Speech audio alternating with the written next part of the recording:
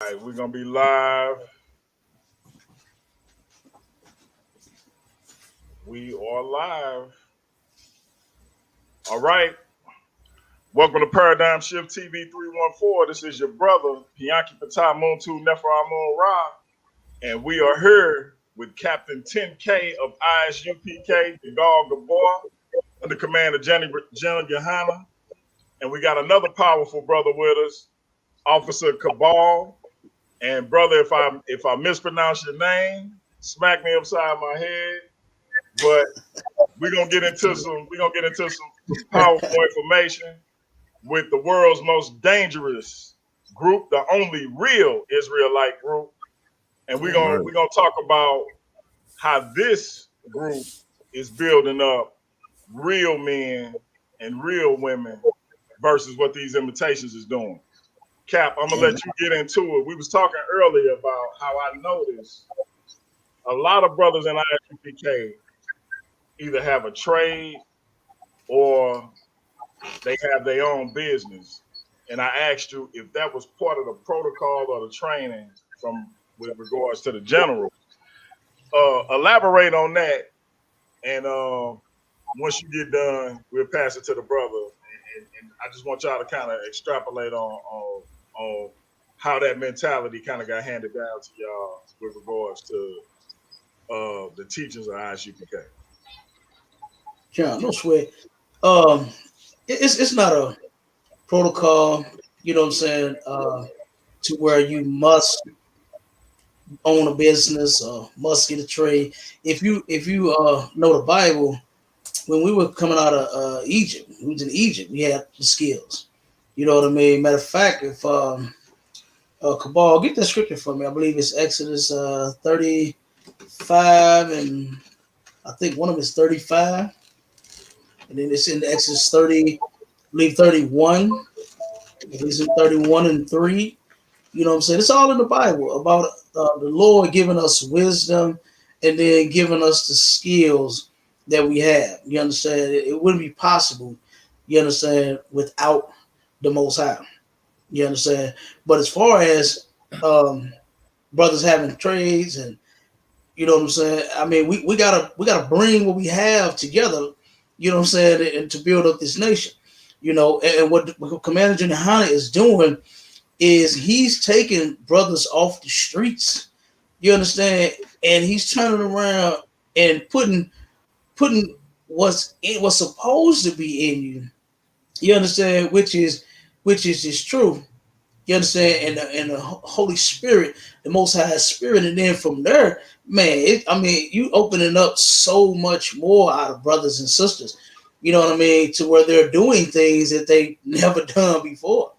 You understand? So it's not like, you know, Commander Junior Hunter sitting you down saying that, oh man, you must open a business, you must start. You know, me myself, I've been a business owner since 2006, way before I even came in the truth. You understand? I turned around and yeah, my first business, I started another one with the one that I had. I had some rental properties, and I was fixing the property up, and I had bought I was about to buy a U-Haul truck. Me and my old man, we went around looking for a truck, because I had a Escalade back then, saying on big rims and TVs and all that, and I didn't want to mess up my truck, my leather interior with the wood and the bricks and the drywall and all this stuff that I'm hauling out my truck. So I said, man, I got to give me something else to do this work in. And then from there, I bought the U-Haul truck I was gonna buy. The shop didn't fix it; it wouldn't stay running. It ran good when it was running, but it wouldn't stay running. And so the guy said he was gonna fix it, and I came back the next day and he did not. So I went and bought a old Ford. You know what I'm saying? A F1, a F250. You know what I'm saying? And I turned around and was just looking on. I was on the porch. We was in the house. I dropping some material off. Truck was parked out front, and I just looked. I said, "Man, that thing need to be doing something, need to be making some money." That truck is just sitting there, you understand, in front of this property doing nothing. So from there, I started me a hauling business.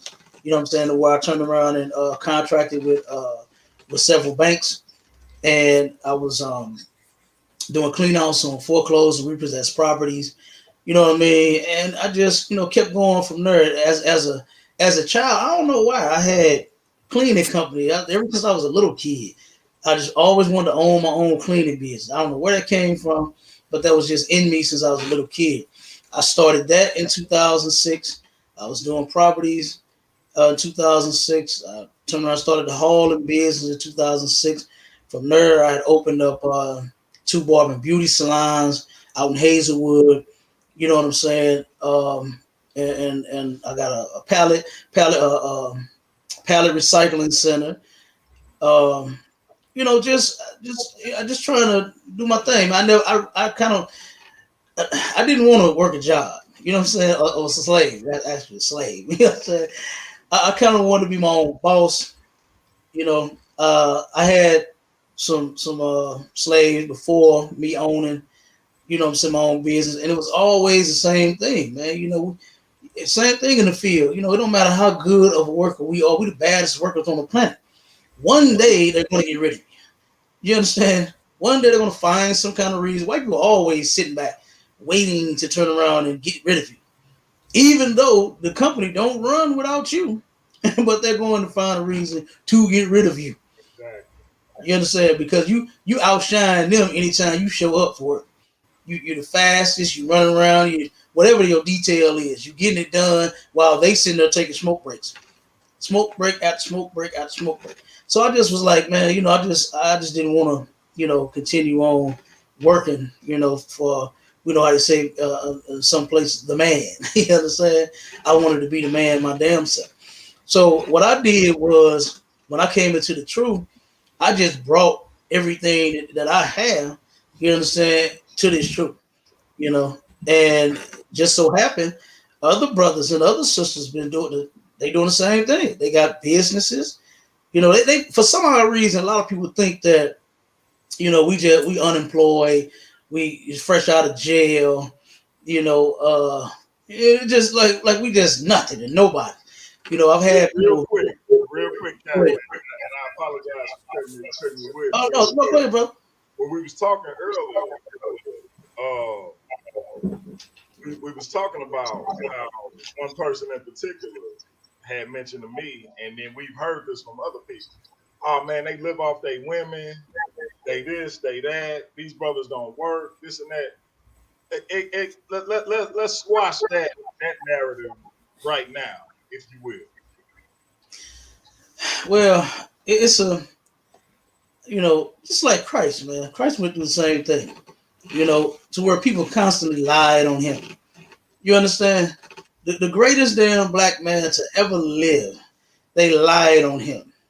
Okay? Said he was an alcoholic, called him a drunkard when he was not, said that he was saying he was God when he did not. It's just all kinds of things, man. And they do the same thing to us. These people that turn around and lie, they're just cowards, man. You understand? They're cowards. So point blank, simple and plain. They are cowards. To turn around and accuse someone of doing something that they don't even know what they're talking about. And mind you, that's a whole sin. You understand? To bear false witness on another brother or a sister. You're not supposed to do that. But they do it all the time because they're not in the truth. I don't turn around. You'll never see me speak on a person or anyone, if I don't know the fact. You understand? Now, what I have heard, okay, is some things, and I may mention it, and I'll say that. I'll say, well, this is what was said to me. You understand? But I'm not going to turn around and just say, like you said, they say that we beat our women. I mean, come on, man. You ain't gonna be beating on no broad that she stayed with you for long. You understand? Come on, man. These marriages in the UPK have been going, man. We got some in here 30-some years strong. You understand? I'm trying to get to that. You understand? Right. Almost 30, 40 years. Okay, and been together. Now, like I said, man, they lie all the time. It's nothing new. They're cowards. You know what I mean? I've heard the same thing that we beat our women. We take their money.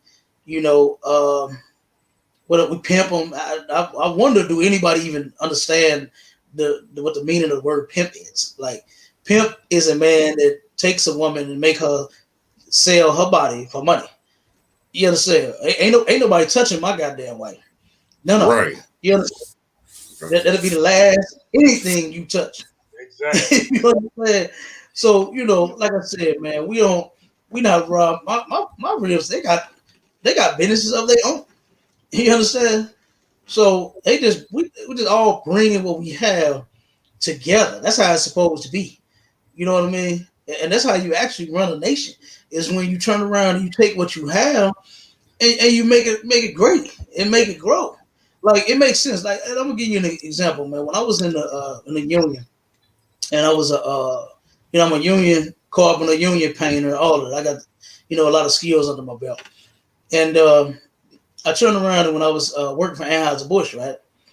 When I was in the union, I was the only.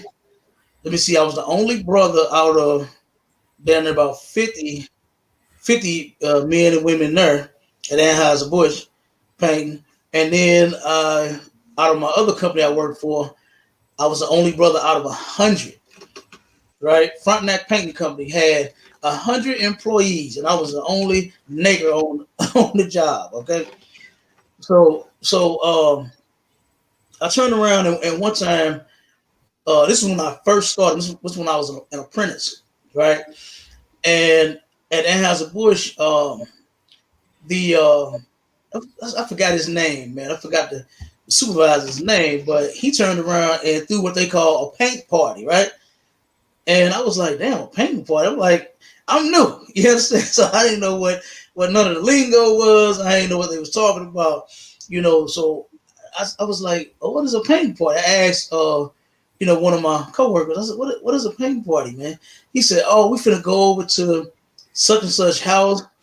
We finna paint, man, the inside, the outside, the whole house. You understand? We're gonna barbecue, we got beer, we got drinks, we got all day, all you can eat, all this, man. We're just gonna pay. I said, how much they paying? And he said, paying. He said, we ain't charging nobody. You know what I'm saying? And when I thought about that, I was like, damn, why don't black people do that? Why don't we take our skills and fix each other houses like that instead of letting them dilapidate? You understand? Let them fall apart.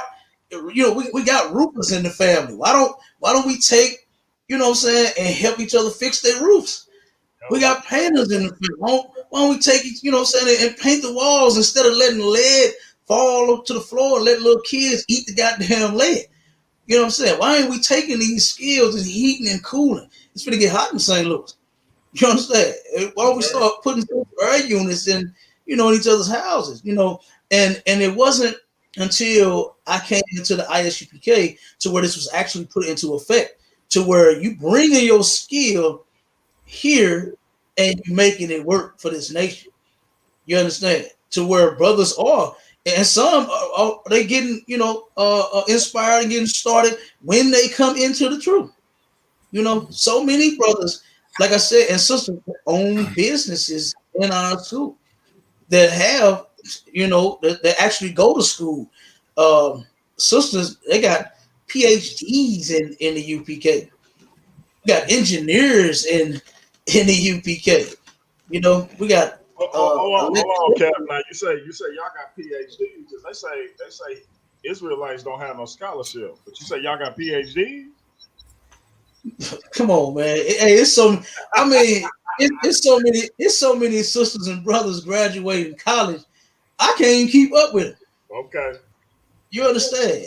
And so many of them, man. I seen about. I want to say within the last month, I want to say it was over 6 sisters that have graduated from college and is moving on and getting, got degrees and getting good jobs, man, and stuff like that. You know what I'm saying? And like I said, I know some that had the skill before and brought it in here, and now they're working their skill and helping build up this truth, man. You know what I'm saying? A lot of sisters, they put in the work just like what the brothers do, but of course, not the same work. You understand? But they doing their part as well. You understand? Sisters put in money. They doing what we do. You understand? To help make this thing grow. Because we actually believe in it. And that's why we're here. We actually believe in Christ. You understand? We actually believe in the Most High. So that's why we are here taking what we are doing to build up this nation. They think that we just standing on corners, like I said, fresh out of the penitentiary, man, just mad because we felons and you know what I'm saying, we can't do nothing else. You know what I'm saying? Can't find successful employment. But that's not it, man. Brothers and sisters, we are absolutely educated. You understand? We are the top scholars in the world, actually. You understand? Because nobody knows the Bible like Commander General Yahanna and the men that serve under him. You understand? And like I said, and they've done all the research, you understand, to pull the truth out, to give blacks, Hispanics, and Native Indians what they actually need is this truth. You know what I mean? So, Real you quick. know, go ahead, brother.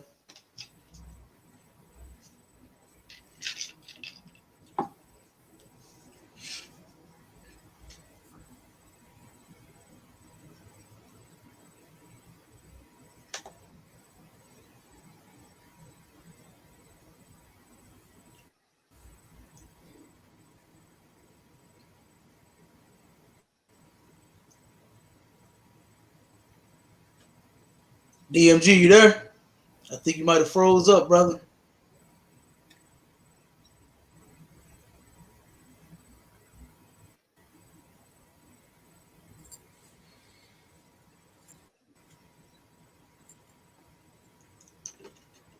Cabal, you still with me? All the time. Okay, most of correct. Maybe yeah, I think he just dropped off now. Okay.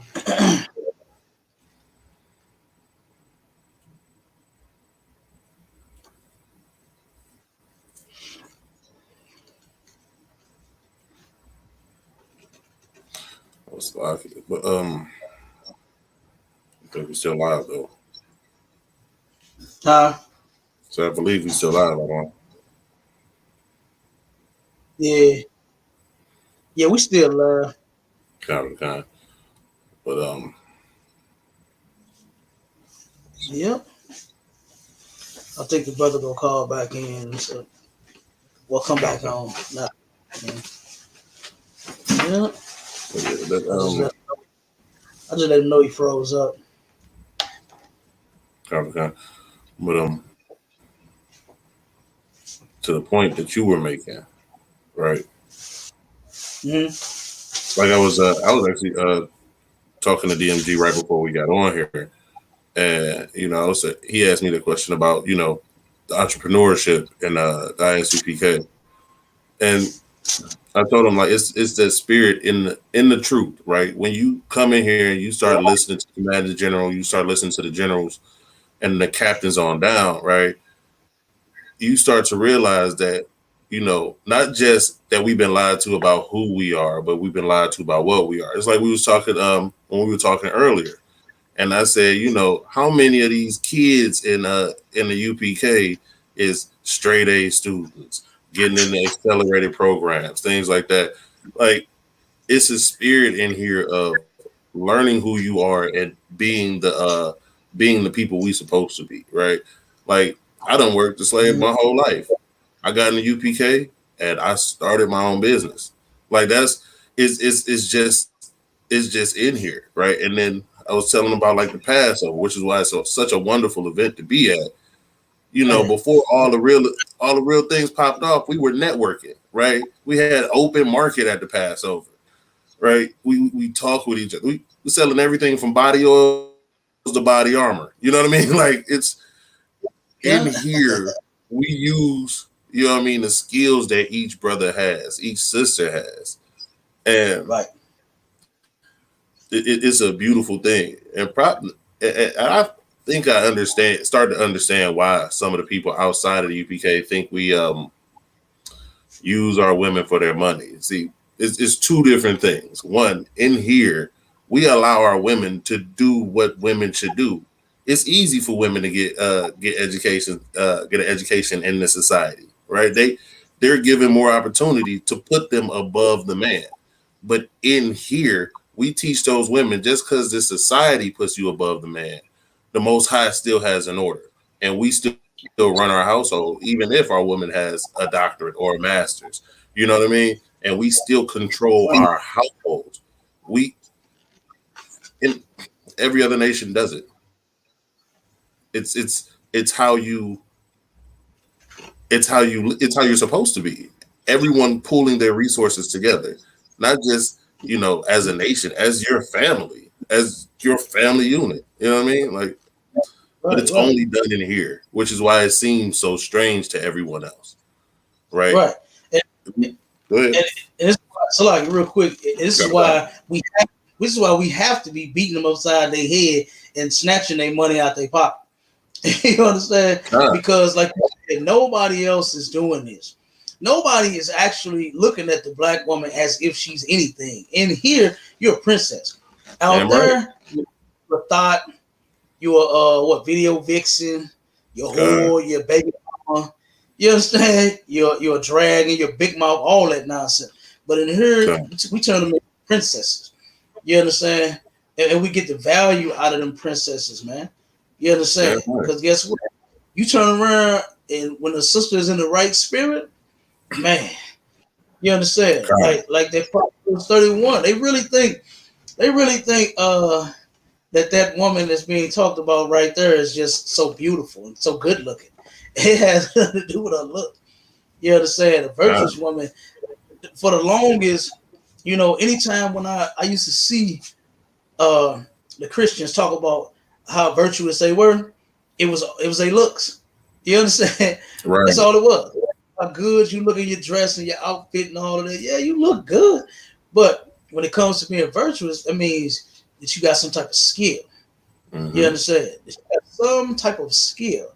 Right. And in her, like you said, when you take on that spirit, man, some skills just start jumping out you.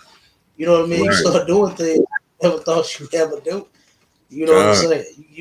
You come from being in the world doing nothing, absolutely nothing, to now you doing everything for the Lord. Right. You know what I mean? So, like I said, but outside of here, it's like you said, it's like, man, they gotta be killing them women and taking their money. You know what I mean? They gotta be beating them. They gotta be forcing them. I ain't forcing no woman to do nothing for me. You understand? I want her to do everything that she does for me because she wants to. Right. You understand? Because she see I'm the man. You understand? Mm-hmm. And she's like, okay, well, I'm gonna do everything for him. That's how I want my woman to feel. You know what I'm saying? Not, forced to do nothing. You understand? Mm-hmm. I want them to do what they do for me out of love, because they love me. You understand? And they want to do it. Do what they do for this school, because this is what actually helped them change their life. You understand? Like me, that's how I feel. This place right here helped me change my life. So I give my all to it. You understand? Well, go ahead. You can finish, brother. It's like it. To exactly what you were saying, though. See, our women in here see something that women out there don't see. See, our women in here see their man giving their entire life to something greater than himself, to building up this nation. Like, I've heard multiple times, do you ever stop? Are you not done yet? You still going? You still running? Do you sleep? We here constantly working, not just for our families at home, but for our family as this nation, right? We constantly putting in work, constantly getting lectures together, getting events together, getting classes together, getting food rates. Like, the work does not stop. And in here, it's all about building this nation, right? The people outside here see us as a hate group, or somehow that we hate. And we have a preference. We prefer our people, and we see that they're destroyed, and we have a lot of work to do. We got a lot of work to put in, and we're the only place that I see that's actually doing it in a steady and consistent way. Right? There's no wavering. There's no shaking. Yeah, you might have your group that'll do something, every now and again. But in here, like, we build that community on a constant basis. And that's where you get all that entrepreneurship from, because you're building a community. So in the community, you need those things. Your skills have to come out. You have to be able to put in your brick. That's what we talk about here all the time, putting in your brick. And it don't just mean outside of Slovakia, we, unlike Christianity, don't look at this as fairy tale mumbo jumbo. Putting in your brick actually means you got work to do. Right. You got to go out there and literally build a nation. When they walked out of captivity, they literally built a wall. It's not just fairy tale. So you start putting in your skills and you start seeing who got other skills. And then as brothers, we encourage each other. We talk to each other. We got each other's back. And you get inspired by seeing other men just like you doing something that you didn't think you could do. So then you start to feel more emboldened to go out on that ledge, to go and take that leap, right? And then, like I said, it's just that spirit in here to where we see this and we see it consistently. And it's been going this way since it was started. And that's what our community needs. Our community needs consistent leadership, right? We don't need somebody who changes with the times or changes every other day. Like the Black Christian church used to be dead set against gays, but now they got gays out in front and center, right? They used to be dead set against women teaching and preaching because that wasn't their role. Now you got women pastors everywhere, right? It's not consistent. The Bible is consistent. The ISUPK is consistent because we have a firm foundation that we work from, right? And so you get what you expect. What you think you're going to get that. It's a guarantee because we have a standard here. Even the fake Israelite groups, they change their doctrines every 2 years. You're not consistent. That's all I'm saying. Absolutely, brother. I like that you mentioned the fake Israelite groups, bro. And so let's talk about that for a second, because it's a narrative that the ISUPK as presently constructed isn't the ISUPK that was originally in place, and that started in 1969? And so when you talk about these fake Israelite groups, do any of those groups precede ISUPK?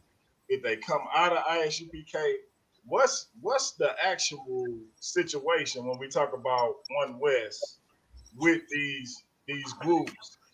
And then we got a statement from one of our brothers, B. Wash, who he a Christian. He said, keep our name out of it. Talk about your organization, but talk about those fake Israelite groups first, and then address what the brother said. Yeah, and yeah, we'll talk about him too. You understand? Because he's actually part of the problem if he's a Christian. You understand? But as far as One West goes, the only group that is One West is ISUPK, because that's where it started at, up in New York. You understand? In 1969, in One West, 125th Street in Harlem, New York. Right? That's why we say that. Okay. And here's the thing: those groups at one point, they were all in. Okay, it's one of two ways this happened. They were either actually in the UPK, or they learned from someone in the UPK, right?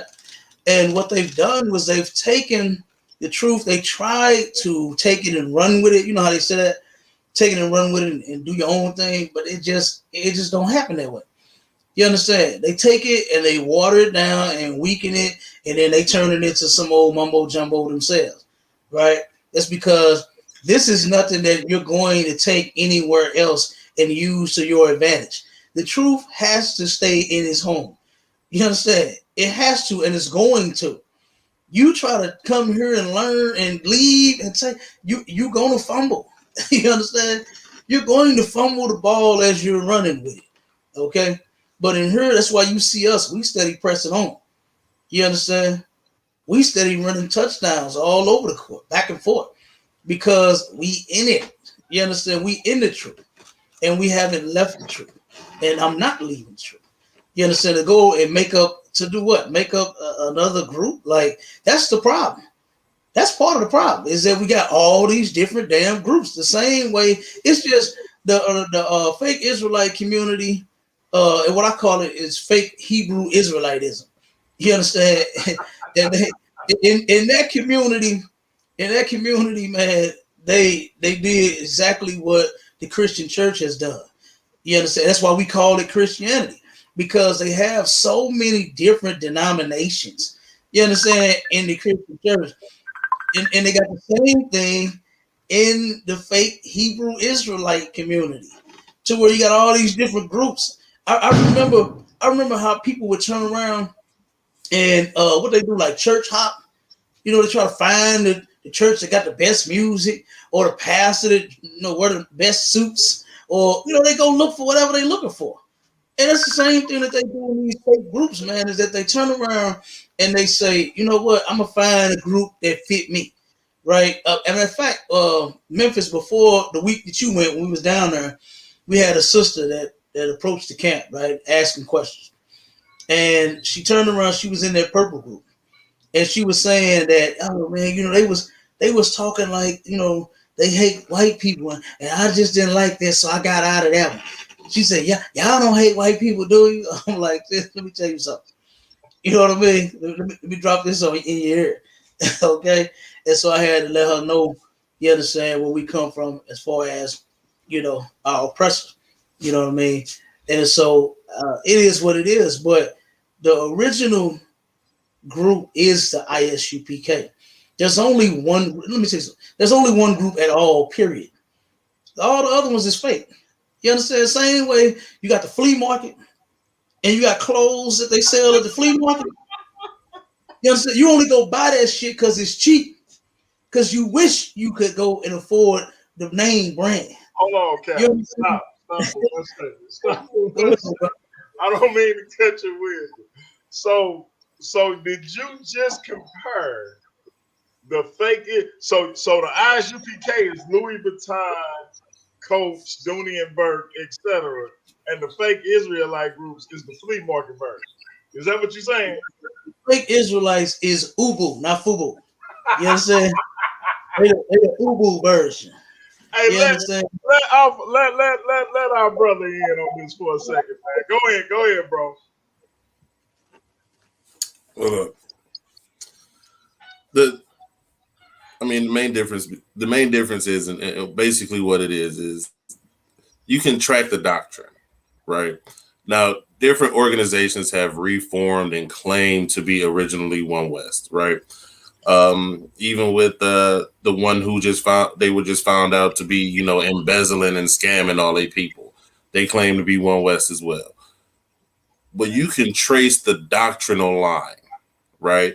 There was a doctrinal change, and then legal paperwork got changed. The ISUPK is the only group still teaching the exact same doctrine from day one. Now, you see some of the original leaders broke off and created House of David, but the House of David had different doctrine.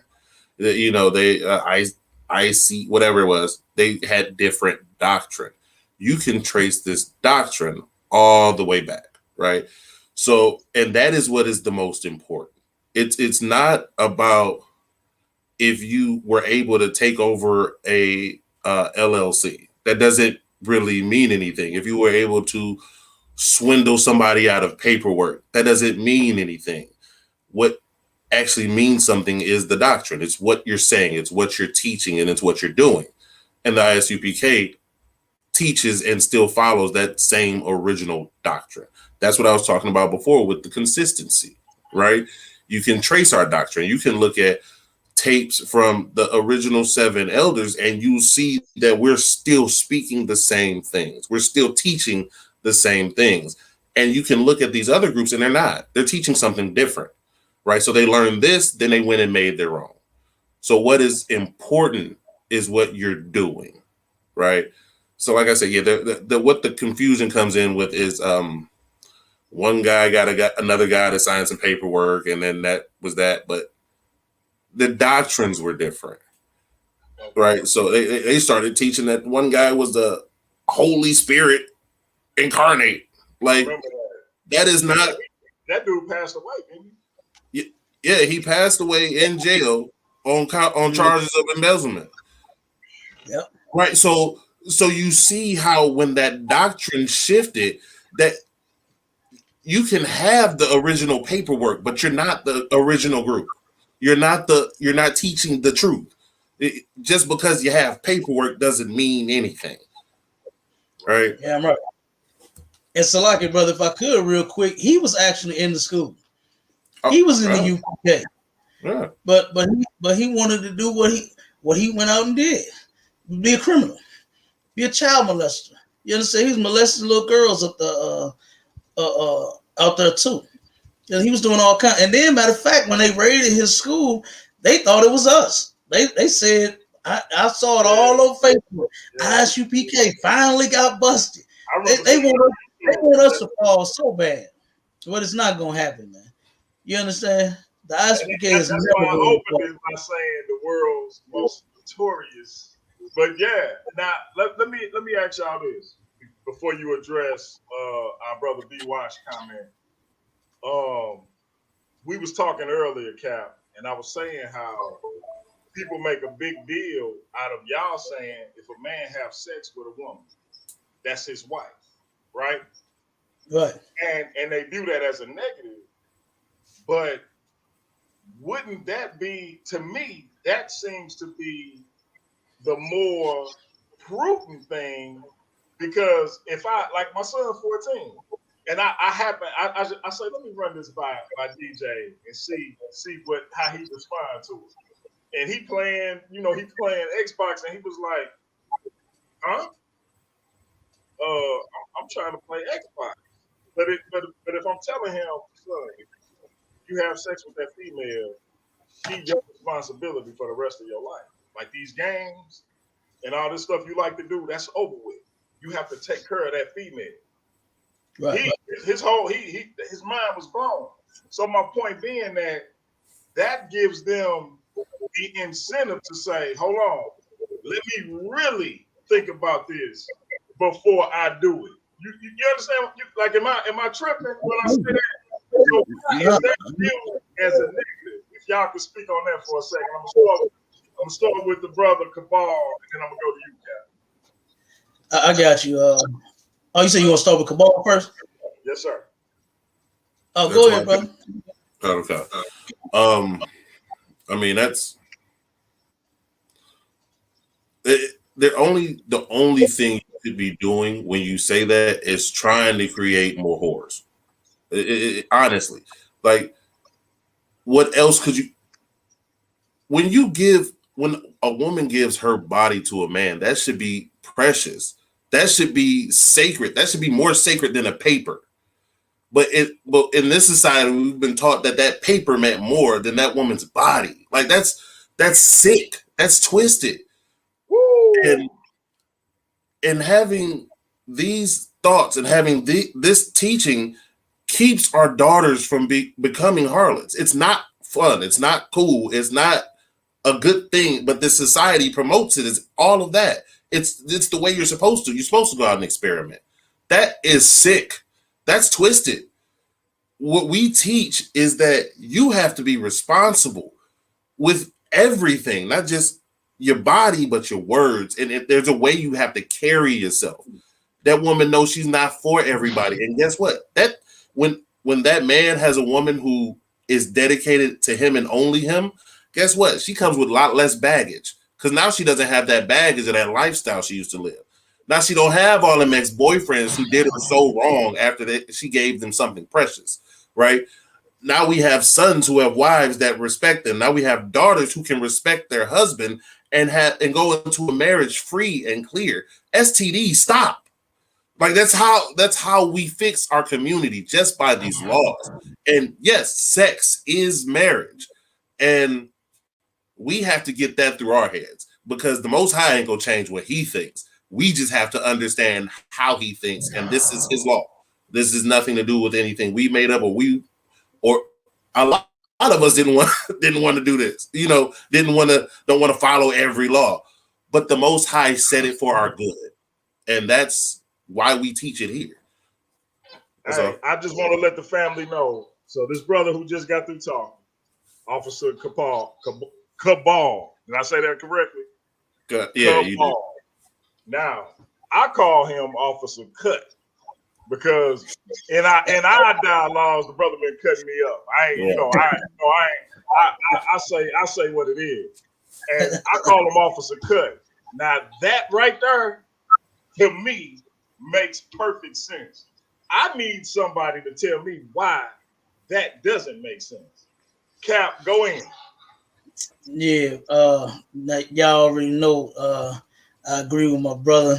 What he said was absolutely true. One thing that you said too, DMG, that he said also was the word responsible. You understand? And that's the thing that our people don't want to be, is responsible for their goddamn sex. You understand? We at a point now to where you have to. You understand? Sex being marriage and marriage being forever is the only way that you can be responsible in that area. Because when you think about it, like for instance, a lot of our people would say that black men are irresponsible when it comes to women, right? We just want to stick our penis in every hole. You understand? Knowing that sex is marriage, like you said, DMG, you would turn around and think, okay, them sour melons and that big old dunk look good, but what I'm saying, I'm gonna be attached to this my whole life once I do this. You understand? And they'll be able to think about that, before they make that decision, before they just jump in that bed. You see what I'm saying? And like my brother said, STDs stop, whores stop. Ain't not now one of our sisters supposed to be a hoe. They're not supposed to have all these exes. I get so tired of hearing sisters talk about their exes. It was a sister that made what do they call it on Facebook? Like the story where she shooting a video and it was the story, whatever it was. Right. Facebook Live. Yeah, she's sitting in her car in the driver's seat, and she got the camera on her. She, doing all this, and her hair and her lips and her eyes and her eyelashes looking like tree branches. You understand? She turned around and looking at all this her, and then she go down some, showing her body, showing what she's working with, right? And then she said, to all my exes, I'm still badder than y'all bitches. I was like, oh my God, like how many exes do you have?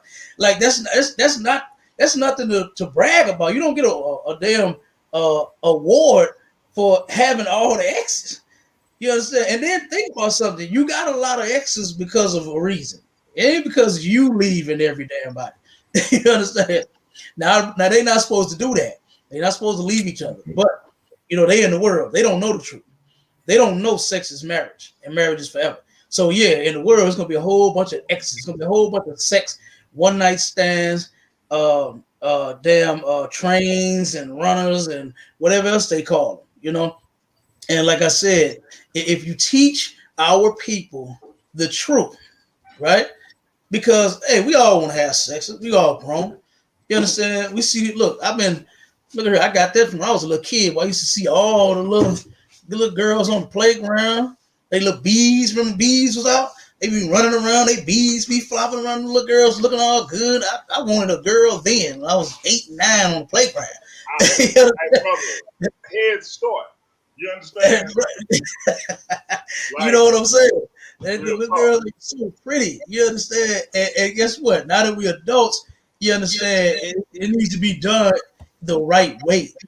You understand? And brothers need to know that yes, you can have a woman, and sister, yes, you can have a man, but they need to be taught. You understand? Our people was not taught anything. If you know, like I know, we were not taught much of anything, man. You understand? The Christian church is supposed to be the leaders of the damn people, the shepherds of the sheep, right? and they did not teach the damn sheep nothing. That's why they all gone astray. That's why they all over here, they all over there, they up there, they down there, they over, they all over the place. Okay, Cap. Now you just mentioned Christians again. So we got our brother B. Wash. His statement still up there. Keep our name out of it. Talk about your organization. Hey, hey, listen. When it comes to why our people are messed up, I'm gonna talk about all of the reasons why. And Christianity is the number one. That's the number one reason, man. You understand? That religion right there is why so many of our women are whores. It's why our women think it's cool to have sex with other women and be lesbians and do what they doing. You understand? It's why the men think it's okay to be gay.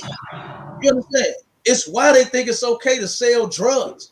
It's why they think it's okay to celebrate Christmas and eat pork, shrimp, crab, and lobster. This is why the community, the black community, is such a goddamn hellhole because of them. And they'll come up against me and say, keep my name out your mouth. But guess what? They ain't doing nothing. And they ain't got no solutions to fixing any of it. You understand? He will tell me to be quiet. He'll tell me to be quiet, but he ain't fixing nothing himself, and he ain't got the solution to fix nothing.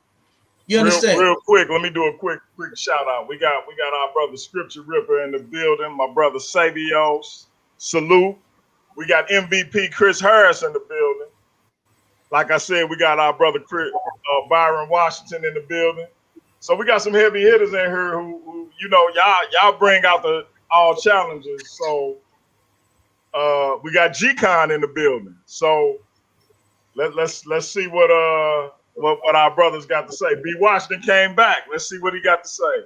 Like I said, keep our name out your mouth. Uplift your own stuff. You don't want to check the facts. DMG, know my resume. Indeed, the brother has a sublime resume. So now that'll be another brother who would love to get it in on that Are We Africans and Israelites conversation. Real talk. So, hey DMG, real quick. I just want to put that out there. So can the brother come on the live? I'm just telling you, Cap. Can he come on the live now?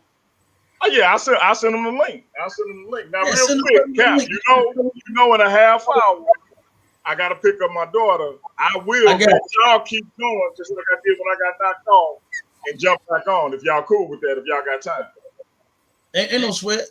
I'm seeing now. You're about to get a little lit. B. B. Wash, you want to come on? Because I'll send you the link in your inbox. Or you can just wait till I come back after I pick up my daughter. It's up to you. Tell him come on now, and let's get it. We got our brother Scripture Ripper said we not Israelites, yo. Let's let our brother Paul address that.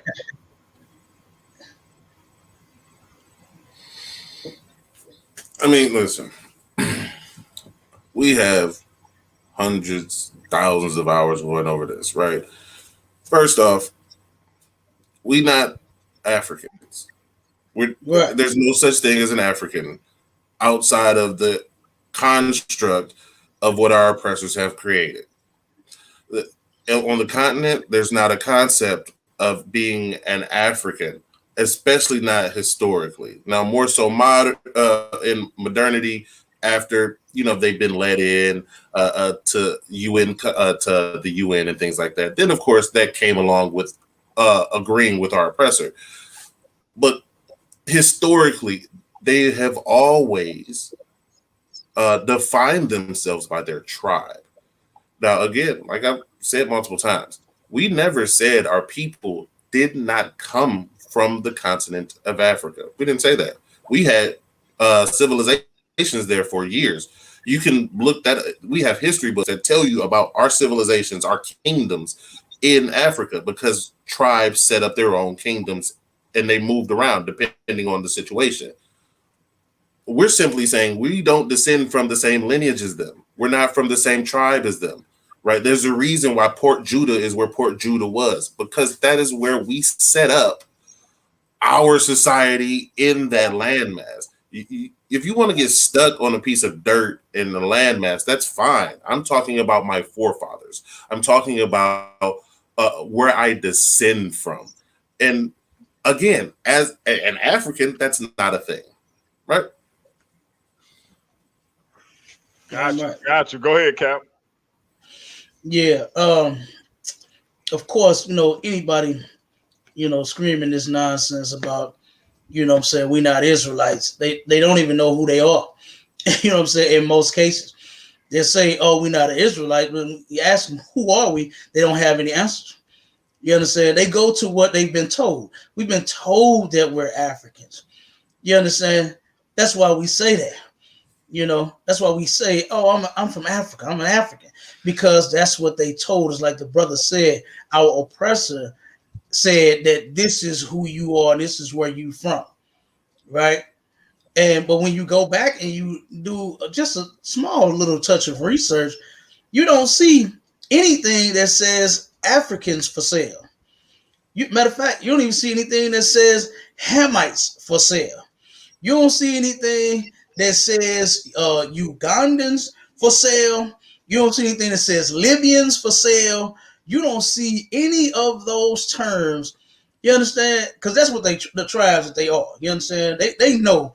They'll tell you I'm from Nigeria, Libya. You understand? They don't say I'm African. You know what I mean? They don't say that. They know their tribal name. Okay? So you see none of that in history, but you will see Negroes for sale. You understand? And that's because there is a difference in a so-called African and a so-called Negro. You understand? There is a difference in us, even though we got the same complexion, the same dark skin in some cases. That doesn't mean that we are the same. And it's kind of funny how you take complexion, right? And you'll say, well, they're just as dark as we are, right? So we got to be those people. But I have been in 7-Elevens and I have seen East Indians darker than me. You understand? I have seen some East Indians that, welcome to 7-Eleven. How may I help you? They darker than me. Man, And I've never seen anybody say that we are those people. I've been in Arab liquor stores and they gas stations, and I have seen Arabs darker than me. And I've never seen anybody say we are the Arabs because, hey, they got the same dark skin. You can go to China. You can find some Chinese people that's darker than me. I've seen some. And I've never seen anyone, oh man, we those people right there. That's my brothers and our sisters, man. You understand? So my question to him, what you say his name is Scripture Ripper? You understand? My question would be to him, who are we then? You understand? If blacks, Hispanics, and Native Indians are not Israelites, then who are we? All right, let me say this. First of all, my brother Scripture Ripper, no, he got carte blanche to the channel, and he has his own channel. So anybody who want to challenge him, they can challenge him on her, or they can go on his channel and challenge him. But the link is in the chat. So anybody that want to come on, shout out to my brother, the conscious Christian Jerome Green. He in the building. We got Sabio, who just came on. We got Byron Washington, who just came on. So now we about to get it in. But I just want to let it be known, Scripture Ripper do his thing on his own, and he got carte blanche to come on here. So we about to get it in. Cap and Officer Cabal want all the smoke. Let's go. I just want to say one thing real quick about what he was saying. Like, yeah, there people have what's that called, DNA test. A lot of people like to base things off of having a DNA test, right? All DNA science proves that they can only accurately track your lineage 3 generations. That's your father your grandfather and your great grandfather. I know. I've met more than 3 generations of my own family. A DNA test can't tell me anything outside of what I already know from living. So beyond that, it's all estimates. It's all guesses.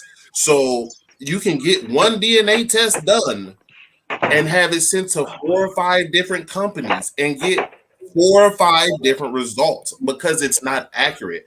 Now, a DNA test to find out if that's your kid or not, that's accurate. But when they start tracking back that far, shut up! You just sounded dumb. Hold on, Savio. We're not gonna interrupt nobody. Let me mute myself. Let the brother finish. Go ahead, officer. My bad. Good night. The similarities are too great. And again, this is not just a speculation. This has been proven. They're only accurate for 3 generations. That's it. All right. Sabio, you was the first one in. Go ahead. I'm gonna give you 2 minutes because we got. So first off, my fault, Pianki. You good? Right. So first off, Pianki, that is totally false because the same test they use for DNA to prove paternity is the same test they use to prove genetics. So that's false. They use spit in the tube or they swab your mouth. They use the same exact test. They use the same exact systems and everything. I've had a paternity test done. I've had a DNA test done, and I've also had a felony test done. They use the same exact result.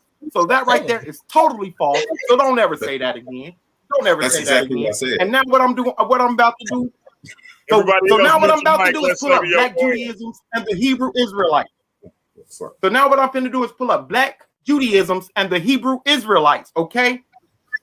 Because y'all want to say that we're not, that we these people, okay? Don't play with me. We are not from the Middle East or the Levant, bro. Sorry. Remember, Savio. My DNA takes me to Nigeria. Go ahead. No, you good. Go ahead. Finish going. You still got a minute. Go ahead. I got sources. You still got a minute and a half. Where this comes from. I just want to read one thing out of here. I just want to read one thing. Let me find it. Go ahead. All right, here it is. Black Judaism is a form of institutionalized, congregational, religious expression in which Black persons identify themselves as Jews, Israelites, or Hebrews, sometimes as Hebrew Israelites, in a manner that seems unacceptable to the whites of the world's Jewish community, primarily because Jews take issue with the various justifications set forth by Black Jews in establishing this identity. Thus, Black Judaism, as defined here, stands distinctly apart from Black Judaism, or that Judaic expression found among Black persons that would be acceptable to the world's Jewish community, such as conversion or birth to a recognized Jewish mother. Black Judaism has been a social movement with the capital B. Black Judaism has been an isolated social phenomenon. Thus, Black Judaism will be seen to be more emphatically a Black expression than a Jewish one. Okay, Black Israelites are African Americans who practice religion based on Judaism or the belief that they are descended from the lost tribes of Israel. Black Israelite movements span a range of religions from holiness Christianity to Orthodox Judaism and have appeared from the 1890s to the present. Black Israelite movements did not begin with conversion to Judaism, and the movements are not derivative of Jews or Judaism. Rather, Black Israelite movements creatively manipulate traditions and ideas gleaned from a wide range of sources. After this, I'm leaving. Holiness Pentecostal Christianity, the British Anglo-Israelite movement, Freemasonry, mind power theosophy, Judaism, the occult, and African American Christianity's deep association with the ancient Hebrews of the Old Testament. Y'all not these people. Y'all just made some shit up trying to be something else. Don't leave, Savio. Yeah, don't leave. So real quick, Savio, I'm gonna ask you this, and then I want Cap to respond to what you said. But I want to ask you this: body bag. Why should we? And y'all know I curse, so anybody that's offended, my apologies. Why should we give a fuck how white people feel about it? That's my question, and then we're gonna let Cap respond to the way he got to respond. Why should we shouldn't give a fuck about how white people we shouldn't give a fuck about how white people feel about it. But first off, this article that I'm reading came from a black man. Okay, this is a black man who studied the Black Hebrew Israelites. Gotcha. Okay, gotcha. And this is his studies on what he figured out. All right, and this is coming from who? The Crowley dude, the Crowley dude, and the Cherry dude from the 1890s. So I didn't make this up. This didn't come from a white source. No doubt. This came from a black man. Also, I have a book written called The Souls of Judaism that says the exact same thing, written by another black author who actually grew up in a Jewish community in New York. Okay, so what I just said, I'm not making this up. Okay, I got you. Your religion is an amalgamation of everything. I just wanted to make sure that we not here to give we gives no fucks about what white people think about what black people do. But you just said this is from another black person. So now black people can critique what black people do. I don't care what white people think about it. Cap, what's your response to what our brother Sabio just said? Okay, first off, we don't get down with Judaism. You understand? That's Christianity. All of that stuff that he just named that's affiliated in so-called, what they say, black Judaism or whatever is Christianity. Is what do you say, Masonry and all of that nonsense. We don't get down with none of that garbage, man. You understand? So that article that you say a black man or a black woman wrote, you could take that and shove it because it does not pertain to the home of the truth. You understand? It does not pertain to the Israelite School of Universal and Practical Knowledge. This is not a Christian group. You understand? We're not a Christian organization. We're not Masons because we rock the shield of David. You understand? We don't get down with any of that nonsense, man. So when you jump on her all emotional and stuff like that and just reading articles and things, just saying stuff, you got to come with some facts. You understand? Those things that you're reading right there is not facts. You understand? And it has nothing to do with the ISUPK. That's why, I'm not even moved that you brought that up. You understand? Because it does not pertain to us at all. You understand? We are not in any religion of no sort. So to bring that up and say what this particular movement is, and see, here's the thing. You got a lot of fake groups that's out here doing the things that's actually in that article. You understand?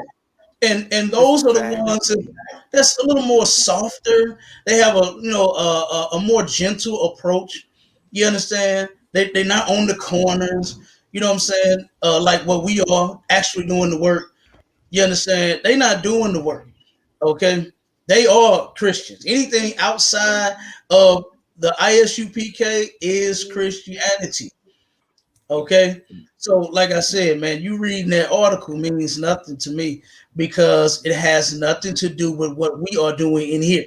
Now, if you want to get specific, then you will ask me, what do you do? How do you feel? Or what do you guys, where do you come from? What's your standpoint? Instead of you just trying to lump all of us in, together, you can't do that. You understand? The ISUPK has been and will forever be standing alone in this truth since 1969, and we're going to continue to do so. You understand? There is no putting us with Tory. There is no putting us with Purple Group. 1969, bro. Go ahead, bro. You said 1969. How long has religion been around? Sabio, mute your mic. This man said 1969. Sabio, mute your mic. Cap, let me get to my brother Byron Washington, and then we're gonna go to G-Con, and then we got another brother that just came in. I want to get to everybody because remember, I do got to pick up my daughter. So real quick, before I don't want to necessarily end the stream, but what I do want to do, since my brother B Wash is on here, he is the most familiar with the way I do things. I will let him continue to kind of moderate, let everybody talk while I'm gone, because it ain't gonna take too long for me to go get him. and everybody can have their say. I just need everybody to respect the platform while I'm gone. So no getting out of control, no getting emotional, no filibustering, etc. Just let everybody have their say and be a kind of let y'all do what y'all do. But right now, I want to let him speak his speech. Go ahead, Brian. Can you hear me? Can you hear me? Yes, sir. Hey, I want to say, bro, I only got like maybe 5-10 minutes, but like I said, I'm with my daughters right now too. Being Okay, dad, about to put them to sleep. They little ones, man. But look, I just came on here. Look, I'm not here to discuss doctrinal issues. I'm not here to even try to dispute brothers' ethnicity claim. At this point in time, my whole thing was, man, when you start talking about specifically black Christians, black Christianity, black church. That's why I said, man, keep our name out of it. Keep our name out your mouth. Focus on your organization and not what you do, what y'all doing, and not what the black church is not doing. Because when you specifically say, when you say what you think I'm doing, what I'm not doing, brother, from where I'm from, our black churches got land that we forming for the people. You know what I'm saying? I'm putting up as a leader in my church, helping entrepreneurs start their careers and own their own businesses, training people. My people is getting people off the streets, off of drugs and stuff like that. My people is out here trying to show people how to boost their credit score at home. Matter of fact, last night we did a whole course at my church and teaching the community about cryptocurrency so they can get on game for the next thing that's going on, so they can get their money up, so they can understand how to buy back our communities and feed ourselves, inform ourselves, and live ourselves. So when you're gonna speak on the black church, when you're gonna speak specifically on things like that, bro, like you can't just speak like a broad bro, you babies in this thing. 1960s or whatever the case is. I mean, you talking about my heroes when you start talking about the black church. You start talking about people like Booker T, Washington, Marcus Garvey, Martin Luther King. I got local heroes around here too. You talking about people that stood up to white supremacy and died to the face of white supremacy. We just had the Tulsa massacre, 100 years unfortunate reunion a couple days ago. What I just say, 8 to 10 black churches died. I mean, were burned by white people. People that was doing pastors, deacons, and all that in the community. They had their own substance community in Tulsa, in Rosewood, in St. Bernard here, in Louisiana, in Baton Rouge here in Louisiana. Like, bro, that's what I'm saying. When you start talking reckless about the black church like that, bro, just chill and go do your own thing. I ain't got no disrespect. I'm not disrespecting you whatsoever, but I'm not talking about doctrine. I'm not talking about your ethnicity at this point. But if you want to talk about the receipts of what the black church is and is not doing, and I'm not saying it's perfect, but don't be out here saying that the black church promoting people to be whores out here in the streets when we trying to get people off the streets. When I grew up in the black church, bro, my dad, my granddad, all that was telling me how to be an upstanding gentleman, how to be an upstanding man, and protecting my genitalia from getting burned and getting babies early out here on these streets.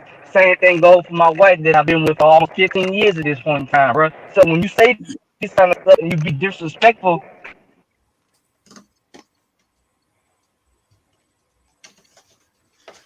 All right, I think we might have as a whole in its history and everything like that. But I'm talking specifically.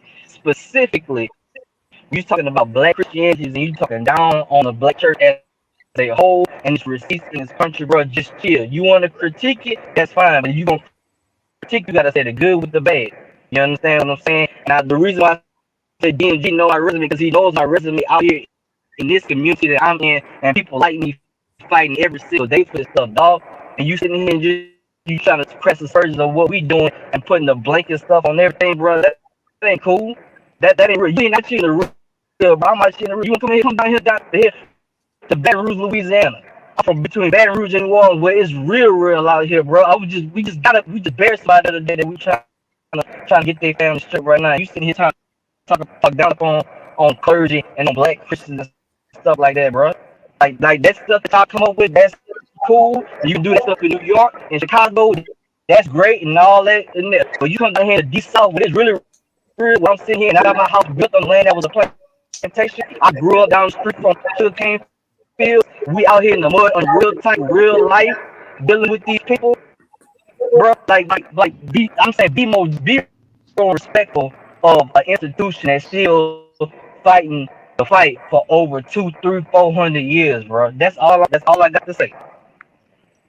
All right. That's B. If, Wash. Hey, if bro, I we can, understand if you gotta go. Check it out. Sabio, I need you to run the stream for me. G-Con going next. Let him go for about 5 minutes. I want Cap and Officer Cabal to respond to what Byron just said, but I don't want G-Con to get skipped. So run the stream for me. Don't let it get out of control. I will be back in about 15 to 20 minutes. Can you handle that for me? For sure. All right, I'll be back, Gotcha. fellas.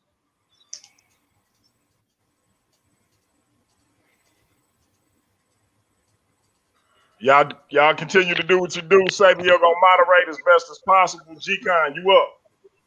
What up? What up? What up with the fam in the building? So, man. Long time no see. The gall in the building. What's going on? ISUPK. what's up, What G-Con? up, G-Con? Chilling, chilling. Yeah. Sex ain't marriage though, man. I don't know where you get that from. You know that. You Israel, you supposed to have your writings down. You know what I'm saying? You supposed to have your bill of divorcements. You supposed to have your formal weddings and stuff like that. You can't be just going out here thinking you could just, sex these women down and then they put no type of marriage or no certificates behind that. You know what I'm saying? Because in Israel, that's what they was doing. They had literature. You know what I'm saying? They had agreements. They had land. You know what I'm saying? What was who was who. They even had when they came back from the time of Ezra. They had a registry. You know what I'm saying? So all that you thinking you could just go on and get down with the get down, and then you don't do no contracts with the parents or none of that. You know what I'm saying? No tokens of virginity, none of this stuff. You just popping off. Nah, man, that's wrong for the black community because we already do that already. And just in that case, everybody commits fornication and adultery. You know what I'm saying? And this ain't Yeah, no spiritual thing. So if you saying sex is marriage, that's what's destroying the black nation right there. You know what I'm saying? That right there. Then you want to talk about Christianity, right? Christianity there is some, I would say that there's some bad things that go into Christianity. I would agree to that. But then to act like that Christianity is basically what the major problem of black communities. Boy, you tripping. You from St. Louis. Ain't these fellas ain't thinking about no Christian church.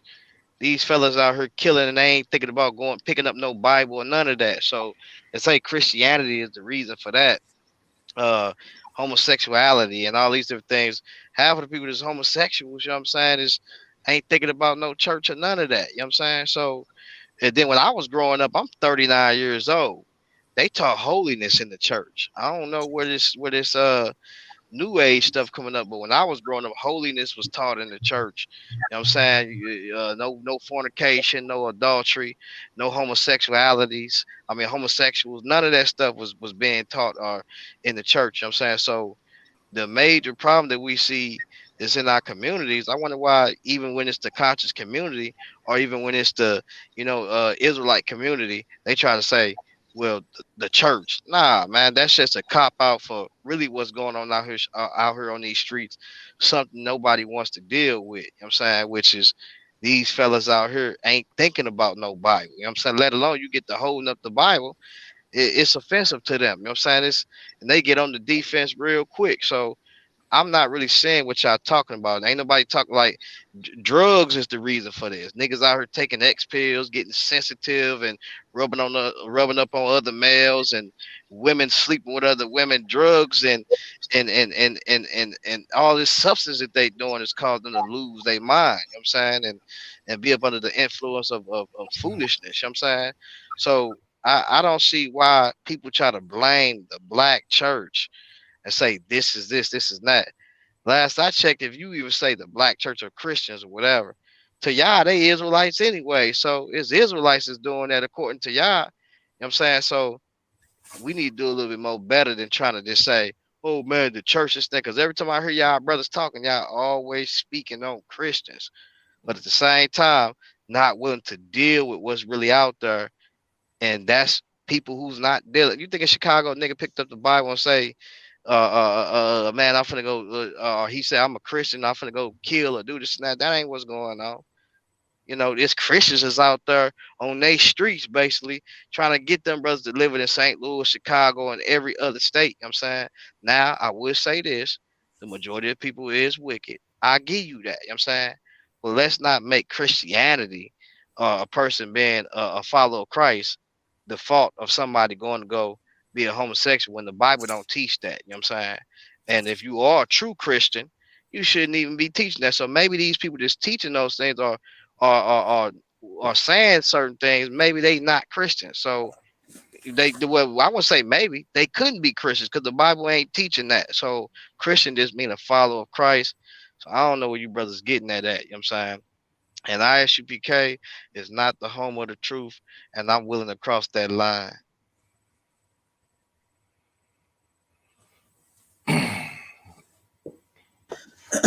I hear you, G. That's a problem with what we saying. You're part of the reason. You're part of the problem. It's the false teachings of Christianity, of the church. You just said yourself that teaching that sex is marriage and that's destroying the black community, and you try to compare what our brothers and sisters are doing out there in the world and in the streets. It is not the same. Okay, what they are doing in the streets is horrible, because what you say, G-Con, sexing these women down, they sex them down and then they leave them alone. A woman will let you sex her down and then she ain't got no man though. You know, she's single, but she just lets you hit. She just lets you sex her down. You understand? So that's not the same thing as what we're saying. When we say sex is marriage and marriage is forever, you must have missed that. You understand? You must have missed that, because when you have sex with the woman, you must stay with her forever. Did you understand that, G-Con? Do you understand what we mean now? When you sex the woman down, you must stay with her forever. You can't let nobody else hit. You understand? You can't pass her to the homies. You understand? She ain't no runner and no train. You understand? And all of that. She's your wife now. And that's not what's wrong with the black community. You understand? That's not destroying the black community. That will actually fix it.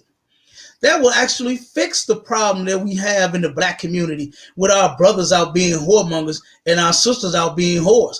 But because Christians like yourself that teach these lies, you're going to keep it going. You understand? You are one of the reasons why our sisters and our brothers are continually being whores and whoremongers, because of what you just taught. You are putting more value on a ring and a piece of paper. Well, how much is a piece of recycled paper worth? 5 cents? How much is a goddamn pawn shop ring worth? Huh? $100? A bill 50? Like, come on, man. You gotta stop with the nonsense. You gotta stop with the lies. You understand? And the ISUPK is the one and only home of the truth. It most definitely is. You don't have the truth because you went. I guess you went and had an official wedding with your wife. G-Con, did you do that? Did you have a ceremony and a ring and a certificate? Did you go to a church? Yeah, I think that's good for legal purposes. Right, exactly. Oh, you just did it for legal purposes? Yeah, you know why it's good for legal purposes? Wait, hold on for a second, G-Con, before you go there. You said you only did it for legal purposes? Yeah, we got to do it for legal purposes. That's why. No. Hold on. You said you just did it for legal purposes. Yeah. We got to do it for legal purposes. So that it's not that it's the right thing to do. It's just you did it for legal purposes, right? No. Legal purposes is very important, even in Israel. You know why it's important? Because, like you said, you say just a piece of paper, but what that piece of paper is if somebody get to disobeying what they supposed to be doing is written down now. So legally, they're binding. And so that's what I think is very important, because as we see and we study man and we look at men and we look at people in the biblical text, niggas don't like to follow directions. People just don't like to follow directions. So what the Most High would do is he will gave them a law, he gave them instructions, and he put that in the side of the ark, and he said, "This is a witness against you." So when niggas get to tripping, guess what I got? For legal purposes, you got judgments. So that's what that paperwork is for. It's for legal purposes. And that 5 cent, 10 cent piece of paper will protect you for a lifetime when somebody get the tripping. So you need your paperwork correct. And even you know about paperwork because y'all did with 501c, right? Let me ask you this: we All right, actually go do ahead. have a 501c3. That's correct. But what I'm not understanding, if somebody get to tripping, once they get to tripping, you can go get another piece of paper that's called a divorce. So how is it so legally But you binding? can still cover yourself. If you notice something, even when you get your divorce, you're still covered. So just like now, I So, got a business to run. Just so like now, you I so have a you business. God, I'm sorry. Go ahead. uh, real quick before you go there, I ain't mean to cut you off, but so you saying that it's okay to divorce? I'm saying that if a woman is fornicating or cheating on you, or if a man is fornicating or cheating on his wife, either or, the law, it's clear that you can do that. You know what I'm saying, it's in the book that you can do that. You can divorce that person So legally. so so a woman could divorce a man if a man has another woman? If a man has another woman, Yes. legally, yeah. So you just said if a woman cheats on a man and a man cheats on a woman. So I'm asking you as far as what you believe. So you believe that men cannot have more than one woman? That's correct. If he's not doing it legally, he can't do that. If he's not doing that legally, if How do he you do it, it? there's contracts involved. It needs to, he has to, and also he has to have. When you look at how it was done in Israel was specific when it came to heritage, and also when it came to different lineages. So they had that stuff documented. So if he's doing that legally and it's binding, then he can do that. But if he doing stuff that's not legally and he don't have no paperwork saying, well, this is his first son, or this is who the inheritance gonna go to, and these different things, then hey, that ain't gonna work, because you gotta have different houses for them women and all types of stuff. Sarah and them had their own tents. I mean Rebecca and them had their own tents. They wasn't all in the same house together. So there's rules to that stuff, and there's laws to that. And if you're not doing that stuff legally, you need to stop doing that. And that's another thing that's destroying the black family right now, because it's not about wealth building. It's about sex and in Greek orgies, what niggas, menage ties, whatever you call it, niggas is doing, rather than trying to fulfill their lust, rather than about, what I'm saying, how God is structured and building a house. You know what I'm saying, it's none of that what they trying to do. Niggas just got lust problems. They don't want to deal with it. So they want to get different varieties of different women, and then they ain't got no paperwork behind it. These kids getting left all in, because this is what's actually going on. Women getting beat up and stuff like that. This stuff is ridiculous, yo. Women disrespect. They disrespectful because they jealous because there's another woman there. And then legally, they didn't agree to that. You know what I'm saying? You did that on your own. And then when you see they didn't want to do that, what you did was put them away, basically. So the man has to get the woman's permission to have another woman. I think that should be an agreement in this day and this age that we see, that if you gonna do that in order not to cause problems, and you with that woman, y'all need to come to agreement in that household. Because if you don't, if you look what happened in the Bible, the sword was always in that house. Whenever you see that it was multiple wives that was there, we can't deny that it was always there. So you mean to tell me that you only gonna have problems if you have multiple wives? So you mean to tell me no one sister has been a problem to a brother? Is that what you're telling me? I'm definitely saying that. But you think your hairline gone now? It's gonna be all the way gone. You dealing with multiple women, and you know how one can be. So damn, why you want to try to go and deal with these multiple women, seeing already that one can be just as damn crazy? Then you want to go and have 4 or 5, and then make it so bad you ain't got the money to take care of these women. You ain't nation. You don't know nothing about nation building. You know what I'm saying, and you living out the woman on she on Section 8, and or she on on the government, because you ain't making no goddamn money to be taking care of her, and that's what's actually going on in the black communities. Yeah, that's what's going on in the black community. That is unstructured. And another thing too is, I think that in black communities, teaching polygamy, we shouldn't be doing that, because for not financially we unstable already. They already up one on us, and niggas talking about having 4 or 5 wives, but they ain't nation building. They just doing it for sexual purposes. That's ridiculous, yo. And statistically, we see that. So according to you, if you're not financially stable, why would you get one woman then? Why would you even take one woman if you're not financially stable, brother? But that's what brothers actually doing. What you saying don't make sense, G-Con, because if you can't afford to take care of, like for instance, you kind of like shitting on black people for being poor. You understand? You're talking about the black woman and her being on Section 8. You understand? When they damn poor, brother. You understand? Well, how else in the hell are they supposed to survive? You know what I'm saying? They can go get a little assistance to help them out. So, but you understand? It's like you shitting on them. And see, that's the problem with Christians, I'm man. talking about black men. I'm saying most black men ain't getting assistance, brother. Wait, hold on. No, I'm not. No, you didn't hear what I said. I'm saying black men that's using black women, and then always got something to say about the system, but uses that black woman that's on the system, and then sit at home and say, the Lord called me to preach. The Lord didn't call you funky ass to preach nothing. You know what I'm saying? You doing that on your own. You sitting her, you allowing her to take care of your bills, and you not working. I'm not saying that's you brothers up here that's doing that, but a lot of these brothers in these camps, that's what they've been doing. And then make it so bad. We always trying to get rich off of other black people. I think that's ridiculous, yo. Every other nation economically prospers when it comes to them doing business with everybody else. But we as being black Americans, we the consumers of everybody else, and we don't know how to get nobody else's money. Then that's crazy. We don't know how to do that. In other words, I want to make something where they gonna buy it, and then once they buy it, I bring it back into my community and cycle that thing. We don't do that, bro. And so we sit up there, we sit at the crib, and we work rest 6 days a week, and then have another rest on the 7th. That's what's going on. Okay, but brother, you kind of like all over the place. Y'all are all over the place. Hold on, let me get in here. I've been listening. Not at all. You understand? Y'all are all over the place. Here's the thing, man. You're saying that.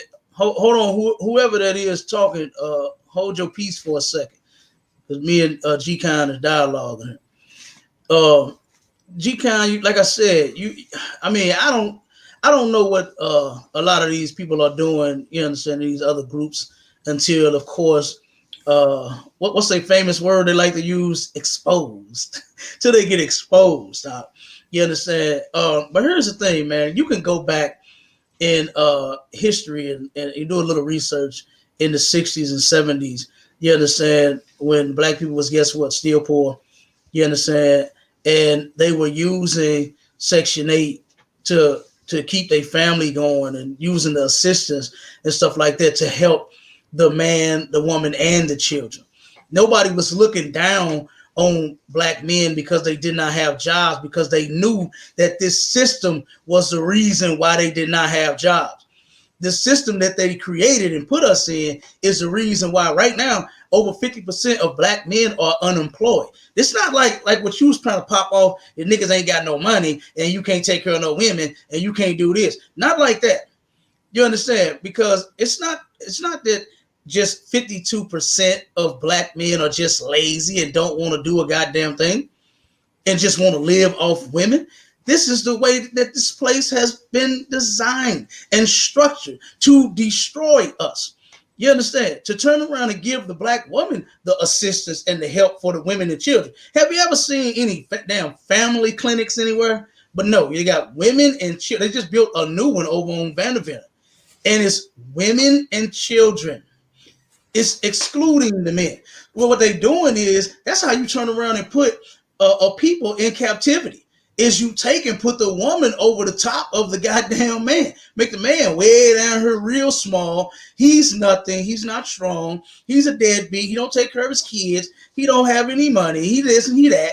You understand? But then you give the woman the assistance. She's the one filling up the refrigerator. Matter of fact, there was a post that a sister put on Facebook. She fell for the system, right? The damn trick of the system. She turned around and took a picture. She's doing a video, and she's going around all of her cabinets, the refrigerator, the freezer, the deep freezer, up under the damn cabinet. I ain't never seen nobody put no canned goods and food up under the damn cabinet. He usually put trash bags and dishwashing liquid and stuff like that, spare rags and stuff like that. But she had canned goods and food everywhere, right? And then you know what she said? She said, had to go to the white man to get my refrigerator full, but because the black man couldn't do it. You understand? That's not the black man's fault. And then the white man, here's the thing. The white man took and got that household at odds with each other, that man and that woman, over some crumbs. Food stamps are nothing but crumbs, man. It's not like they loading you up with all of the money that you need to damn survive with, you know what I'm saying, when you go purchase your food. You understand? For one person, and this probably went up because of the pandemic and everything went up, probably more, but it takes damn near $300, $400, $500 to adequately feed one person a month. You understand? So why do they only give you just a couple $100 in stamps, knowing you got 3, 4, 5 kids? You understand? So like I said, this sister fell for that trick to turn around and look at her man as if he's garbage, all because he isn't the one that put the food in the refrigerator. And then when you think about it, he actually did. If it wasn't for him putting his seed inside of you, him putting his babies in you, you couldn't even go to the white man and apply for the stamps and get them. You understand? So what we need to do is come together with whatever we got, man. You understand? If a black woman on food stamps, if she getting Section 8, whatever it is, we need to come together. The family should be able to stay together regardless of what type of assistance they get. But because this system is not designed that way to actually help black and Hispanic people, then that's what we do. You understand? We end up falling for that nonsense just as well as they fall for your false teaching, for you saying that a man can only, you just twisted it up a little bit. You still don't agree with a man having more than one woman, so you put a little twist on it. Well, yeah, if he does it legally, then yeah, he can do that. So what you're trying to come with, like you're saying something different. What you trying to act like you coming with something different when you're not. You not with it.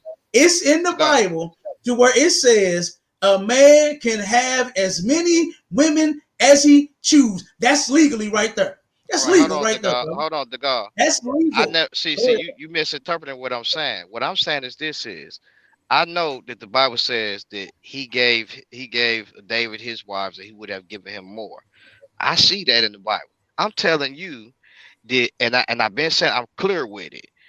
Black people do not at this point need to be taking multiple wives when they cannot take care of their wives. That is ridiculous, bro. And they unstable, you know what I'm saying, especially mentally, you know what I'm saying? And so you just actually named all the reasons to better assist my argument, because we see that systematically we've been put in the position to where now, whether if it's the music we listening to, whether if it's whatever, or separating the black family, you know what I'm saying, or a woman saying that what the man is that, because we see this is cycling, this is generational now. And so right now at this point, until black families get their mind made up spiritually and biblically on how things should be done correctly, then they can seek those positions and take out those errors. I can never say, well, this is illegal or this is that. Only thing that makes it illegal right now for a person, if what Christ said is, if they have multiple wives, what the apostle said through their writings and their epistles, that if a person is in leadership, a type of authority, that he should have one wife. That's the only thing that I can say. I'm not gonna sit up there and tell you that the scriptures say, especially in the Old Testament, that you can't have multiple wives, because it does say that, but it does say you shouldn't gather to yourself many wives, especially a foreign, they don't believe like you believe, because that poses a problem, because you're gonna start believing they gods and their idols. So you can say what you want to say. You trying to make it seem like that. Really, you shouldn't be having no wife, and you ain't taking care of that wife, and that wife actually is taking care of you, and you ain't doing your job as a man, that cycles and filters in. That cycles in, and there's no filter. So when that child grow up, he's dependent upon that woman and also the system himself, rather than getting his own and doing what he got to do to establish himself. Because last I checked, the Bible says that when people was in captivity, when Israel will be in captivity, he said, this captivity is of me. He said, build ye houses. He says, take ye wives and have children. He said that you may not be diminished in the place thereof. He said, because he's causing this thing, he's doing it. He's causing it to happen. So while you in this land, if you say that you are captive, your job is to build ye houses, right? He said, take ye wives. He says, increase in the land that you may not be diminished thereof. You know what I'm saying? And so I agree to that. That's what you should be doing. But how in the hell is you can't even afford to build a house? You can't even afford to industrialize your community. You know what I'm saying? So guess what you need to be doing?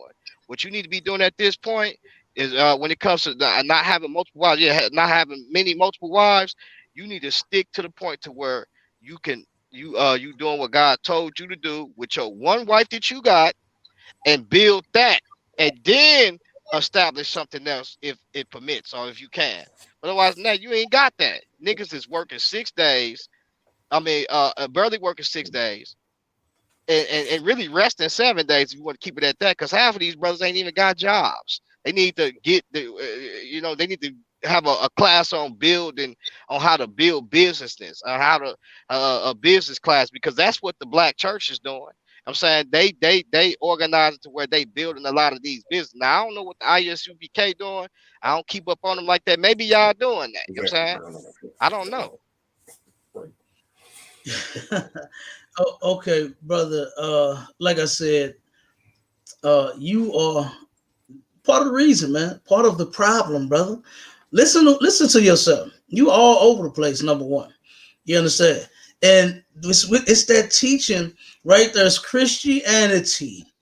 You understand, to where our people listen to that mumbo jumbo and follow it and try to put it into their life and make it work. You understand? First off, you can't deny the heart what it want. You understand? If you want 2 or 3 women, you got to have it. Ain't nobody tripping off no who got a job and who got that and who this right there. You understand? These brothers and sisters, when they getting together, they don't what they say, fall in love. It's not because of the job that they got. They want to be with each other.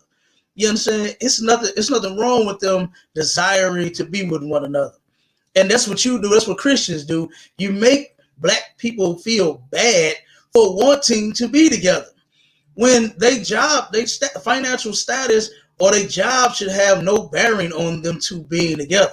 Now, I'm not just saying go and marry somebody that's homeless or something like that. I'm not saying that you should not choose wisely who you marry, because we definitely teach that in the UPK. Is that decision right there? You better make sure that that's a decision that you're going to live with for the rest of your life, because that's what sex is. Sex is marriage, and marriage is forever. But you're saying that they could turn around and get divorced if they start tripping. You understand? So that's the thing. We don't teach that. What we teach is for our sisters to stop tripping. You understand? Become better people. For our brothers to stop tripping and become better people. And then know that once you engage in that sexual act, that's not your wife, that's not your husband. So regardless of if you say, well, he ain't got no job, no, you lay with him. You understand? You chose to lay down with that man, that's your husband. You understand? Oh man, she got a big mouth. She's spending all my money. You understand? Hey, guess what? You decided on sleeping with that woman, so that's your wife. You gotta be responsible. Ain't no piece of paper that the white man give you making you responsible for your woman. But God's laws is. You understand? Because guess what? When you don't want the woman no more, what the Christian church teach you? You can throw her in the trash. You understand? You said it yourself, but you can do that if you feel like it. If you feel like you rid of your man or your woman, you can divorce in the Christian church. And that's disgusting. Dagal, hold on for a minute. You know this is recorded, right? You know this recorded, I know it's recorded. All right, so when Christ says that, he says you can't divorce your your wife except for fornication. What did he mean by that? Once she cheat on you, then you get rid of her. You So why are understand? you just so why are you sitting up here saying that I'm saying that you could just put your woman you can't I mean did you could put your woman away for anything? I didn't say that. I said that if that woman if she You cheat said on they you, you start can divorce tripping. her. You said if they start tripping, and then you added some more stuff with it. That's what you said. Yeah, hold on. This is recorded. We can go back and listen to it. You know That's exactly what I did, said. did you not say A you divorce Turkish if she's Asiatic. tripping? Yeah, Did you not say that you can divorce if you start tripping, and then you added more to it, right?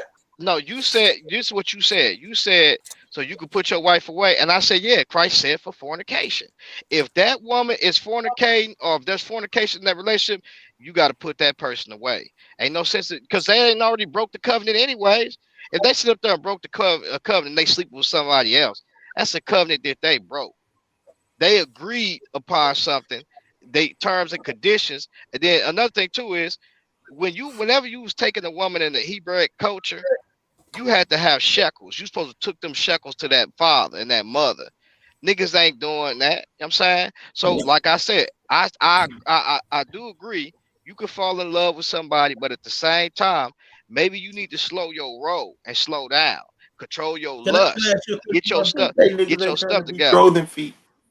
What you say, brother? Can I ask you a question real quick, G-Con? Go ahead. Go ahead.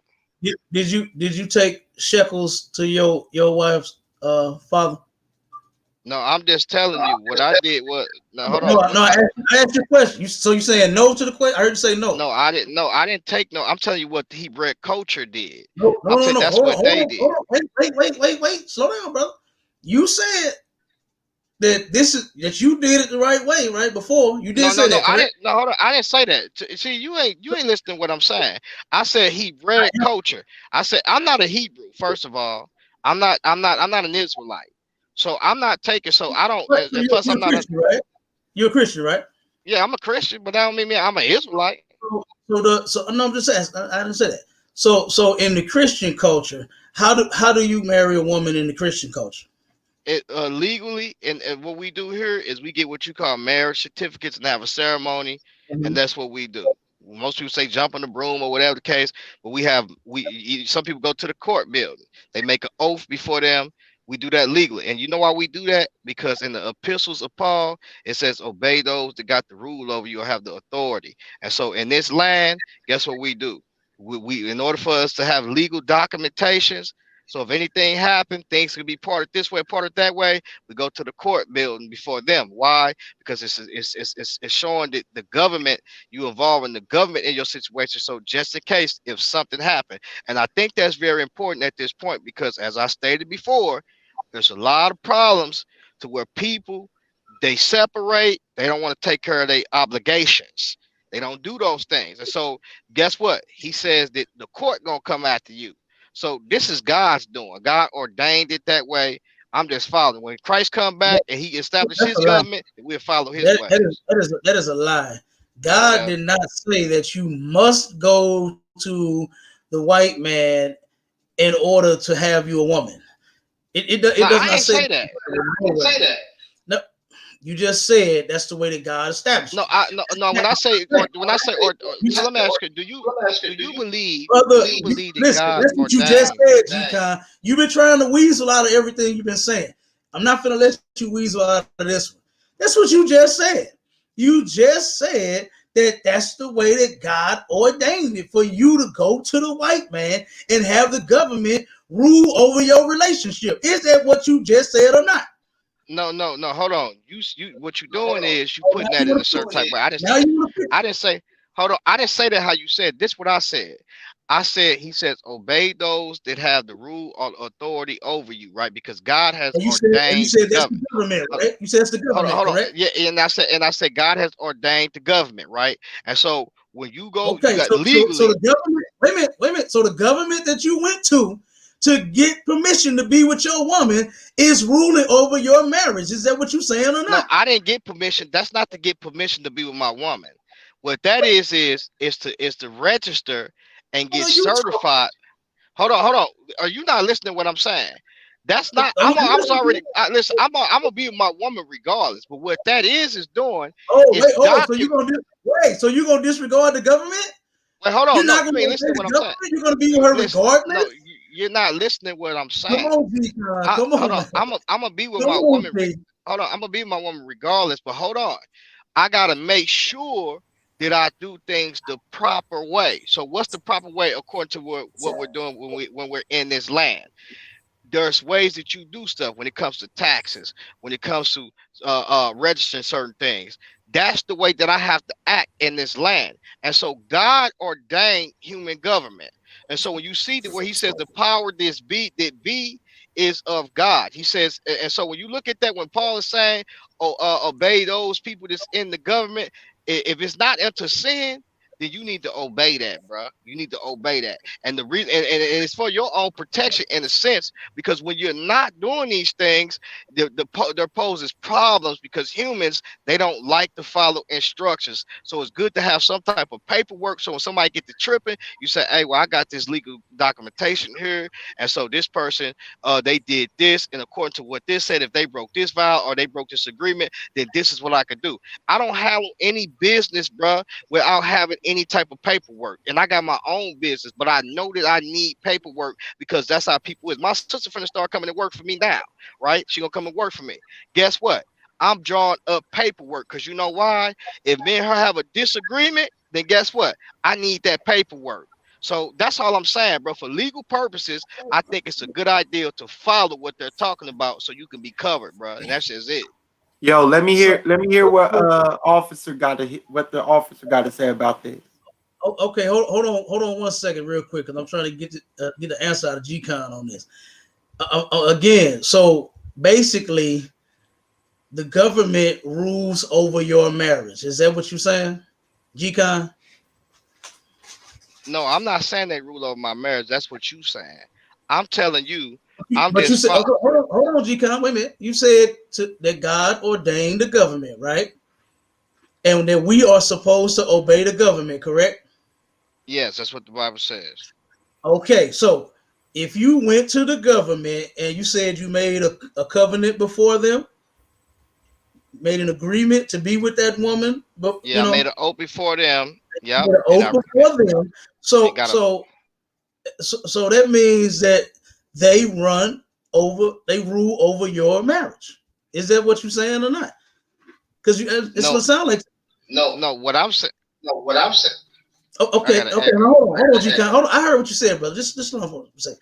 Okay, where does it state in like the Bible or anywhere that in order for you to have a woman, you must go get a marriage certificate?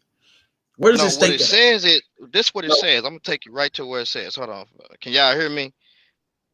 Let me Yeah, I take can you hear you, right brother. to where it says that. This is Romans chapter 14. I'm gonna go straight to it. We can stop kill off. I'm gonna get there with you so I can see it. 1 second. Romans 14. Yeah, hold on. This is I'm sorry, this is Romans 13. So look what it Romans says in 13. Romans 13. Yeah. Let's go Hold right on, there. G. Hold on, G-Con. Let me get there with you. 1 second, brother. I'm gonna get there so I can see exactly what you're saying. You said Romans 13 and what? Romans 13 and 1. I'm gonna start off from 1. 13 and 1. Okay, go ahead, brother. It says, let every soul be subject unto the higher powers. Right? What's the higher powers? Go ahead, brother. I'm listening. Break It it down. says, for there is no power but of God. The powers that be are ordained of God. Mm-hmm. Whosoever therefore resisteth the power, resisteth the ordinance of God. And they that resist shall receive to themselves damnation. For rulers are Mm-hmm. not a terror to good works, but to the evil. Wilt thou then not be afraid of the power? Do that which is good, and thou shalt have praise of the same. For he is the minister of God to thee for good. But if thou do that which is evil, be afraid. For he beareth not the sword in vain, for he is the minister of God, a revenger of a revenger to execute wrath upon him that doeth evil. Wherefore Mm-hmm. ye must needs to be subject not only for wrath, but also for conscience sake. So when you look at this text, Okay. this text says in Okay. verse 7, render therefore to all their dues, tribute to whom tribute is due, custom to whom custom, fear to whom fear, honor to whom honor. So I will have to ask you, bro, on this land, you use their currency, right? You use their money, right? If you using their currency and you using their money, then you got to operate on how they operate. So if they telling you that on their land that they want you to have marriage certificates and stuff like that, and then they got to be the one to feed your kids anyways, when you having these kids, I think I think it's fair to suggest that you get that certificate, because if you can't get no certificate, but then you can go and get the welfare to support you, then that's just really silly. That really don't make any sense for reals. Like, you need to Okay. get both of Okay. those No, things. Go ahead. I got you, G. So you said that you're making a suggestion that you should go get the certificate. This is not saying that you must go get the marriage certificate. Am I correct? The Bible says obey those. It says obey the ordinances here. That's what it And, says. I asked you for the source that says you must have a marriage certificate. It does not say that in here. Listen, if you saying that you married, right? If you say you G-Con, married right now, it hold does on. not, you got to tell me. I want you to tell me and show me where it says you must have a marriage certificate. It says in the white man's law, in order to drive a vehicle, you must have a driver's license, right? You Right. must have insurance. You must have registration. You can find that. I'm looking for you to show me where it says you must have a marriage certificate if you get a woman. None of Wait, that hold on. stuff. What I you got saying, I you got you. suggesting. Listen, bro. Hold on. Listen, Oh, hold on. you got me And now? hold on. I got you. Let's stop for a minute. Come In on with this it. Go ahead. text, when it says custom to whom custom, fear to whom fear, when it says their custom is not causing you to sin. And the second thing is is as I stated before, if you with a woman, right, and let's say since that woman died, legally you ain't getting the damn thing. You ain't gonna get. You could be standing in that house, so you're not gonna inherit nothing. Or if that man died, you're not gonna inherit nothing. You know why? Because it's what you call probate court, and you ain't legally married to this woman. You're not. You're really considered just a boyfriend. So what I'm saying is cover yourself legally, bro. And that's the smartest thing. And I hope you ain't on here telling people that they don't have to cover themselves legally. That's ridiculous if G-Con, you're doing that. G-Con, let me cut you off real quick. Brother, what you just stated is false in itself, because all you simply have to do is you can leave whatever you own to whoever you want to. You understand? Probate court is for those where they take back land to where there's no paperwork, no what is that thing called? To where God damn, a will. Salakia, You understand? A will. You can take a will, and you can have your land, your baby daddy, right? That's actually your husband. If you still with him, you can leave all of your everything to your damn baby daddy. It'll be in paper and all of that. You don't have to have a marriage certificate. You can go get life insurance on anybody. On anybody. You ain't got to be married to them and get life No, insurance. first of all, you have to have assurable interest. You have to have So what you you have, wait, no, don't try you to have to fix have it an and clean it up insurable again. interest. That's the first thing. No, You can't just go don't get try to life clean insurance it on up. anybody. Don't try to clean it up, G-Con. Stop it. You understand? You just said whatever inheritance a person has, they won't get it because they don't have a marriage certificate. And that is a lie. Because you can leave something to your brother. You ain't married to your brother, are you? You can leave something to your mama, your dad. You can put it in a will. You can leave something to a friend. You ain't married to your damn friend, are you? You ain't married to your partner. You understand? You can leave whatever you want to whoever you want. But nowhere does it say that you must have a marriage certificate. And that's why I said to there you can find to where if you own a house, this is what you have to do, and this is what you got to pay. This is required of you. Taxes is required. You understand? Your utilities is required. You understand? Your upkeep of your house, your maintenance is required. It's written down to where if you got a gutter hanging, they come and find you and say your gutter must be in place. You can find that in their law. I'm asking you to show me in the law, in something, somewhere in the Bible or whatever book you claim you want to pull from, to where you must have a marriage certificate in order to be married. Now, And you now, now, cannot now, do now, that. You know now why? notice you. Because it don't exist. It don't You now notice. exist. Now notice you. That's a Notice lie what you. that you I must just. I have. just. The white man says that if you can only have one woman on his paper. That's it. That's it. If you want to so-called be married, you can, like I said, whatever death benefits or whatever a person has, you can leave it to whoever you want to. You Right. understand? Hold on. You Now notice. Christians Notice are, what you just you did. Hold Christians on. are pushing that nonsense that you must get married in order just to get something from somebody. Like, come on, man. Stop. Nah. You know. You You notice what you understand? just And did. you can't, you cannot, you have not shown me. You pull Romans 13, 1 through 7, and it does not say that you must have a marriage certificate in order to be married. I'm Hey, still waiting on the scripture, Econ. hey, listen. Hey, listen. When that Notice talk, what you. when Hold on. Hold when on, it brother. said, Let me. when it said, okay, go ahead, brother. Sorry about that. You notice when you said, notice you saying everything legally that you have to do. You know legally that when it comes to life insurance, in order for you to get insurance on somebody, you have to have an insurable risk. I mean, not insurable risk. You have to have a they have to be insurable. I mean, it's something that they have. I forgot what I just said because I just told you that, and I forgot it already. But when you can't just go and get insurance on anybody, right? You have Yes, you to can.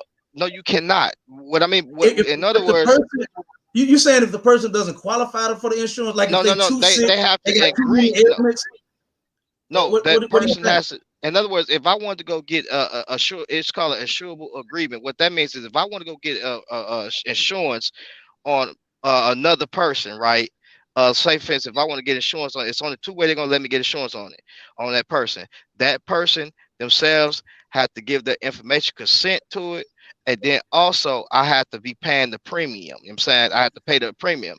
They don't allow you just to go get insurance on anybody because just in that case, then if you doing that and that person doesn't agree to that, then you'll be getting paid for all types of crazy stuff. You know what I'm saying? You get paid just because you got insurance on somebody they ain't agreed to that Have to insurance. agree. Yeah, They don't have to agree to they got to insurance. sign it and No, everything. as long as you pay the premium. I didn't say that you didn't have to pay for it. You could just so I say, think hey, give me insurance on this person, and they'll give it to you without you paying for it. You understand? I didn't say that. What I said when I say you can get insurance on anyone, meaning that you don't have to have a marriage certificate with that person in order to get insurance on them. You right. can get insurance on anyone, and I'm saying that. And as long as you just said it, as long as you pay the premium. If I Right. don't pay my insurance, I don't have none. You understand? And I ain't married to my goddamn self. You You gotta understand? get their signature. I just failed to pay my insurance, and now I don't have any. I don't have any coverage. That's what that is. That's what that would be. You understand? But as long as I pay my premium and I got insurance and I'm not sick, you understand, to the point where they say, hey man, you got too many diseases, you about to die in a little bit, it would be a waste of our time to insure you. It's going to be so high you won't be able to pay for it. So in that aspect, yeah, you might not be able to get insurance, but you can go get insurance on anyone, brother. They don't have to agree to anything. What I'm saying is you're naming all. Hold on. You're naming all things that you have to do legally, right? Now, if you want to cover yourself in with marriage, there's legal things when it comes to marriage. There's benefits when it comes to having legal documentation when it comes to marriage. So if you want to cover yourself, now notice you keep naming all legal things, and that's all I've been saying this whole time. Because if you look at certain customs, right, they're telling you that legally, if you're saying like right now, whatever woman that you're married to, right? Let's say, for instance, they come out with something. They say, "Well, we got this going for marriages," and then you say, "Well, I'm married." Well, technically, legally, you're not married because you haven't went to do or certify that marriage or any of that. You ain't did none of that. So technically, you're not legally married. You're not abiding by what they're saying to be a person to be legally married. So you're not considered that person's that you wouldn't be considered that person's husband, or she wouldn't be considered your wife legally, you know what I'm saying, in the place that you in. And so that's when we get to that Romans 11, when it says render unto their customs and to their money. But you know what's crazy? It's odd that you want to spend their money and you want to have these certificates of bonds or whatever the case may be. But when it comes to you doing that legally for pertain to cover yourself, you don't want to do that. It's odd that you want to get a 501c to go out there and do certain things, but then you don't want to operate in legalities when it comes to the other things. So what I'm saying is you partially, and you what you're doing is you're partially taking on something, but you ain't following the rest of it. But that's on you. If you don't want to cover yourself in that area, that's on you, bro. I'm covering myself in that area. We actually follow it all. You understand? And again, there is no, you can keep talking, but you have not shown me anything that says in order to have a woman, you must have a marriage certificate. That's what I've been waiting for. And you still haven't shown me. And this is why we don't run to go get them. Because guess what? It's trash. It's garbage. It doesn't even mean anything. That certificate is not marriage. It's sex. You understand? Like you said, if you turn around, well, you cleaned that up too. You did say tripping, and then you added on the committing fornication. But like I said, people, they do not honor their marriages. We in the ISUPK, we honor God's laws. And in his law, he says when you take a woman and you have sex with her, when you take a man and you have sex with him, that is your husband or that is your wife forever. You understand? I don't need the white man to tell me that my woman is mine and we got laws and I need him to hover over my marriage and all that nonsense and her to dangle that piece of paper over my head. I don't need none of that. You understand? I got the laws in the Bible that I follow, that I know I slept with this woman. So I'm obligated to her for the rest of her damn life until either I or she die. So why do I need the government to tell me what to damn do? That's the same destructive force that's breaking up the goddamn families. It's because you rely on the government more. You rely on your oppressor more than you do your God. You understand? You would take what they say as 100,000 damn percent, and it's sure, it's set in stone. You said it several different times. Oh man, it's legally. See, somebody, you can cover yourself. You can do this. You can do that. I ain't worried about leaving my women. I'm worried about building something with them right now, to where we'll have something now and then to pass on to our children. I ain't tripping off no when she died, how much money I'm gonna get. You understand? She's worth way more to me alive than she is dead. So I'm not tripping off what I'm gonna get, and hey, you might not be tripping off of that, but your fellow brethren is, because I'm not worried about that. You might be tripping off that. You might not be tripping. You might not be tripping off that, but your fellow brethren is, because when you look around, that's what's going on in black families today. Families, members dying. You know what I'm saying? They can't. Hold on, brother. Hold on. It's because of what you follow. Hold on. No. Hold on. Members dying. They ain't got. Everybody got to come together, put something in the bucket. Ain't nobody got no life insurance. You know what I'm saying? Hey, Paul, brother. The house. Hold on. Listen, the house. Hold on. The houses ain't. Listen, the houses ain't structured like it should be structured. You know why that's going on? It's because people are being miseducated when it comes to when it comes to biblical things, and also when it comes to things that we see of customs when it comes to the oppressors. If you don't know how the system works, right? And you don't know how to move in it, because we got people that we got. If you look at the biblical text, there was people like Daniel.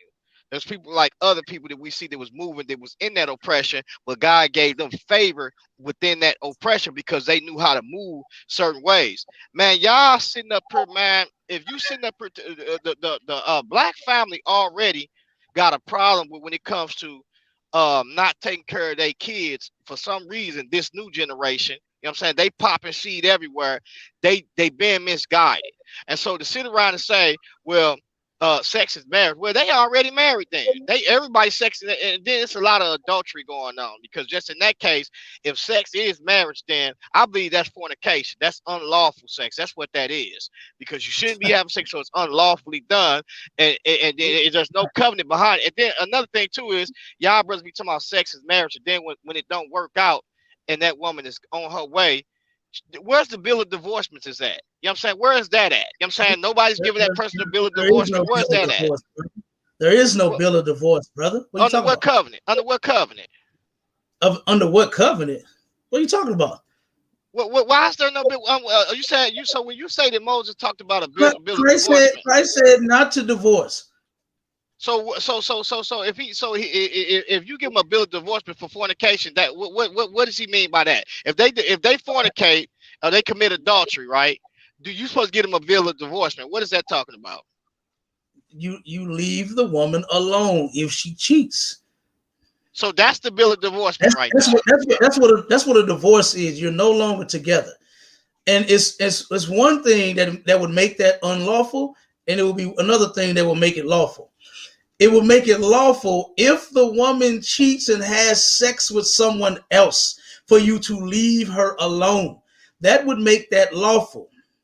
It would make it unlawful if you turn around and you leave the woman for any reason, because she talked too much, because she ain't cooked you the fried chicken the way you want it, because she spends too much time with her friends and her mothers in the mall. I'm not talking about that. If you leave that woman, I'm just telling you, a divorce is when you are no longer together, brother. Hey, Captain. So, like I said, you know what's so crazy? It's one thing. Hold on. It's one thing. Like I said, it's one thing that would make it lawful, and one that would make it unlawful. If the woman cheats, it's perfectly lawful. You're supposed to leave her alone. If she cheats on you, let her go. Hey, real quick, fellas. Shout out to my brother Savio for holding it down, because I was gone way longer than I thought I was gonna be. You know how it is when you make a run, everybody wants you to go stop here and stop there. So my apologies, Savio. Much appreciation for holding it down, bro. No, you good, bro. Hey, you know what? Real quick, G-Con, can I ask you a question, G-Con? Go ahead, brother. Okay. I got an echo. I don't know what that is. So with regards to sex being marriage, right? Do you not feel like it's more prudent for us to tell our sons, our nephews, our youth, our male youth, that if they penetrate a female, that they are then responsible for taking care of that female going forward for life? You don't think that would give them pause with regard to engaging in fornication or sexual relations with that female, if we emphasize that if you do this, now you have to take care of her for the rest of your life and the rest of her life, unless she violates the codes and conducts of marriage? You don't think that's an effective strategy, just outside of whether you believe it's biblical or not? You don't think that that's an effective strategy to stop our youth from conducting in sexual degradation early on in life, and leading to STDs and teen pregnancies and having children out of wedlock and etc.? You don't think that would be an effective strategy? No, I don't. I think that's a partial. That? Yeah, I think that's it should be told to them. It's a partial. Sex is partially when it comes to it's a partial when it comes to marriage. Sex is much more than just this marriage, because the reason why I say that is because with how the one West camps teach this stuff, and like he say, you're rather fake Hebrew Israelites or just one West, how it's being taught, it shouldn't be taught, because really these are a bunch of brothers that's really just lusting in reality. You know what I'm saying? Because that's really what's going on. And so they going out here teaching sex is marriage, right? And the ones who's supposed to be upholding the law biblically is not doing that. So I think that strategy is weak. I think that what should be taught to them, sex is a part of marriage, right? But ultimately it's much more than just that. You know what I'm saying? And so reason why I say that is because when a person is getting married, what we're finding out now is, even when it comes to Christians, is that now what churches are doing is they doing what you call background checks. They doing STD checks. Because a person, when they 17, 15, 16 years old, going around thinking that this sex is marriage, right? What they do is they get to living like it's that. You only 14, 15 years old. You ain't got no damn business going around thinking that just because you finna sex this girl down and you tell them sex is marriage, because that's how they're gonna take that. So there has to be more that's taught to them than just that. Now, what you just added, all that has to be taught to them. Taught to them. Because when you look at these people, these youngsters, they have these ideals or they have these vain imaginations. So you can't be just going around telling people sex is marriage. You tell them sex is a part of marriage, but there's other things that come with that. You know what I'm saying? And these are the things that come with that. And so now, because the church has been burnt in a sense to where they bringing these people together, right? Marrying these people, right? Then they finding out this person got a history that's dark. They ain't did no background checks on this person. The person who with the person ain't did their homework because they so much blinded by the love that they had. You know what I'm saying? Or blinded by this love. Nobody is doing the homework. Found out that this person is not has no financial stability. All these things have to be taken into consideration and factoring in, because even in Israel, nobody was just marrying nobody that was suitable for marriage. You can't think just because you're 14 and 15 years old, you want to get out there and sexing, or even when you're at an older age, you want to get out there and start sexing, and then you don't know what it means to take care of responsibility. Sex is a part of marriage, but it's much more than that. So I do agree with you that the concept of what marriage is should be taught unto them, but not just from a sexual perspective. Yeah, you lay down with that woman, right? Because most people are gonna take that, because you know how black people is and how people is in general. So if sex is marriage, then guess what? I love her. I'm gonna put this thing down on her. We gonna be together forever. But that's not really true for real. You know, so So we need now, to stop that. all due respect, G-Con, I feel like you shortchanging black people a little bit, because now if I tell my son at 14, son, sex is like I tested this out with my son. My son 14, he big as me, hands bigger than mine, right? And so I tested this out. He playing Xbox, and I'm talking to him about sex, and I'm like, son, so what if I told you if you have sex with a young lady, you are responsible for that young lady and any other young lady you have sex with going forward. You're responsible for taking care of them, for making sure they have what they need. She is essentially your wife. Now, I'm not coming from the Hebrew Israelite perspective, but I'm taking what they said, sex being marriage, to test out how he would respond to that. Right. I just did this, what was that, Tuesday? And my son, he about turned white. Like, he was like, huh? What you mean?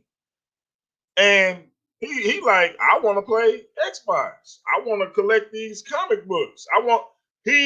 That's the last thing on his mind. Now, when he see a nice looking young sister, he looking at her like, yeah, let's get it. But he is the responsibility of sex and the having to be responsible for that female, the weight of that being on his shoulders, that weighed heavy on. What you said about I love her, and I understand that you have situations like that, but if we are being responsible parents, we are not allowing our kids to be in those type of relationships at that age anyway, or at least we shouldn't. So my question is, and I'm saying this hypothetically, if we are following the laws, statutes, and commandments that Cap and the officer are saying we should follow, and we are talking to our kids about these things in the way that we would if we were following those laws, statutes, and commandments, thus they already know from early on, we talking 7, 8, 9 years old, that this is not something you do unless you want that serious responsibility. You don't think that would provide us with a more productive household, a more productive family structure, From a me and your more perspective. No, Not from I'm marriage. I'm asking you. You Yeah. don't think that will Right. provide us with a more solid family structure if we are applying that from an early age? And I'm Right, just right, I'm from just right, right. Hold, hold on a Let me second, ask you. G-Con. Hold on, G-Con, hold real on quick. a second, brother. Let me just answer. Let me just answer it real quick. Hold let on. let Now, him answer and then you go in, bro. Okay. from me and your notice you said somebody got mute their mic. Notice you said from not from their perspective, but from our perspective. Because ain't nobody finna marry say sex is marriage with my daughter and they ain't got no damn paperwork. You're not finna do that. Because I noticed that when you get to leaving her, you're gonna take your responsibility. And legally, I'm gonna have to come after you. You know what I'm saying? Because you're not finna be doing leaving her. She ain't got no assistance, no this and that, and you leaving her with these kids. Hell no, not from their perspective. And they only teaching that because they trying to get in them draws. That's why they teaching that. And they know women want to get married. They want that paperwork. So these niggas that came up with that doctrine because they want to slide up in them panties. That's why they doing that. That's the only reason. So no, hell no, not from their perspective, and not from your perspective. You know goddamn well you're not gonna have no woman, I mean no man marrying your daughter, and this talking about sex is marriage, and this nigga ain't came with no paperwork. Hell no. And you wouldn't want your son to be doing that to nobody else, saying sex is marriage. He going lay down with them, and he ain't got no paperwork, and then they leave, they depart from each other, and then that kid stuck on you. He ain't taking care of that kid. There's nothing legally you can do. Nah, I ain't going for that, yo, at Okay, all. so now G-Con, real quick, let me respond because remember, you're killing me with that, man. So now remember, I said if we all as black people are following those laws, statutes, and commandments. Remember, I said that. So that would mean that as a community, we are all following those stipulations. So we are all telling our children the same thing, right? And so we all telling our children we don't need they documents. We have our own set of rules. And you follow me, Cap? Or better fact, Israel had documents. This brother is not an Israelite. He's not following Israelite culture. He's a okay, liar. real Israelite quick. had documents. The brother who was trying to I had one talk. question. This Byron, I just had one thing for you. Go ahead, B. This Go is ahead, it. B. You just picked up your daughter, right? And I got two young daughters, right? Based off the premise. I got 4 daughters. But go ahead. Okay, you got 4. Even better. You got 4. Based off the premise. If sex is marriage, no matter what the case is, if your daughter, 15, 16, 14, gets raped by a 25-year-old man, Oh my does that, are you comfortable? Let's hear me out. Are you comfortable based on this premise and saying, well, I didn't like it, but now my daughter, who has no attachment whatsoever and has been violated, is now attached to this man who, within that same paradigm, can leave her at will based on how he feels, with or without child, based only on the premise that sex is marriage, not anything else, but sex by itself, no matter what method of sex, whether it be at 14, 18, 25. Because I know for me and mine, if a Negro thinks that he come and touch any of mine and violates them, and then now I have to say that that's her husband, well, y'all might as well go ahead and get the grave rest for me now. Hey, Because bro, that's the only other reason. B, I was just about to say, you already know. Real quick, I'm gonna let you go, Cap. Real quick. So I was just about to say, Byron, if you asking me, no, I'm not gonna be comfortable because y'all gonna be having to. If you mess with me like that, you're gonna have to come visit your boy in jail because homeboy ain't gonna even be alive no more to do nothing. Well, you have to visit me at the tombstone because ain't gonna be no jail. You have to visit me at the gravesite. Ain't gonna be no jail. Right. Because he has violated my child. See, and let me tell y'all, like I told y'all, I and I always say excuse my language because I fuck with the Bible. Like, even though I'm not a Bible believer, I fuck with the Bible. My favorite Bible story is the story of Absalom. His brother his half brother violated his sister.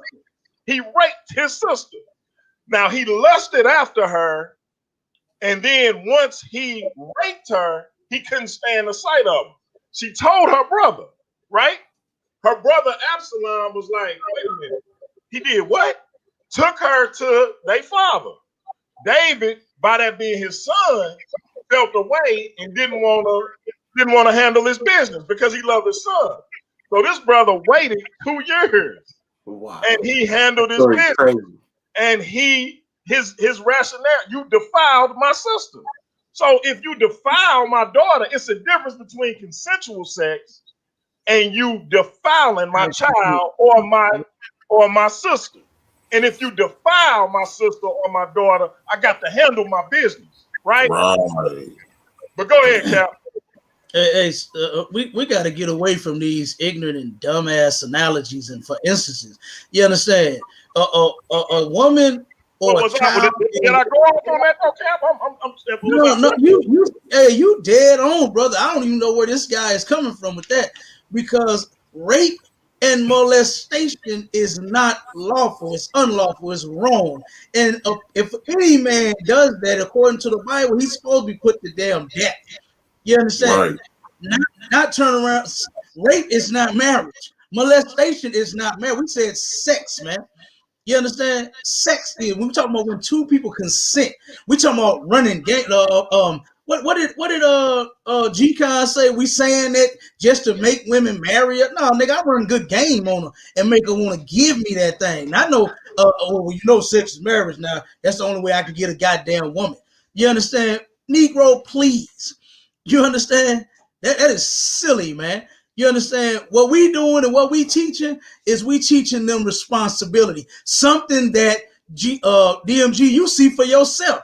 That G-Con is taking and throwing completely in the goddamn trash. And that he's the reason that black people are irresponsible with their sex. Because you telling them, oh man, you got to have a piece of paper. You're going to come leave my daughter without some money and without some assistance. Oh man, I'm going to come get you.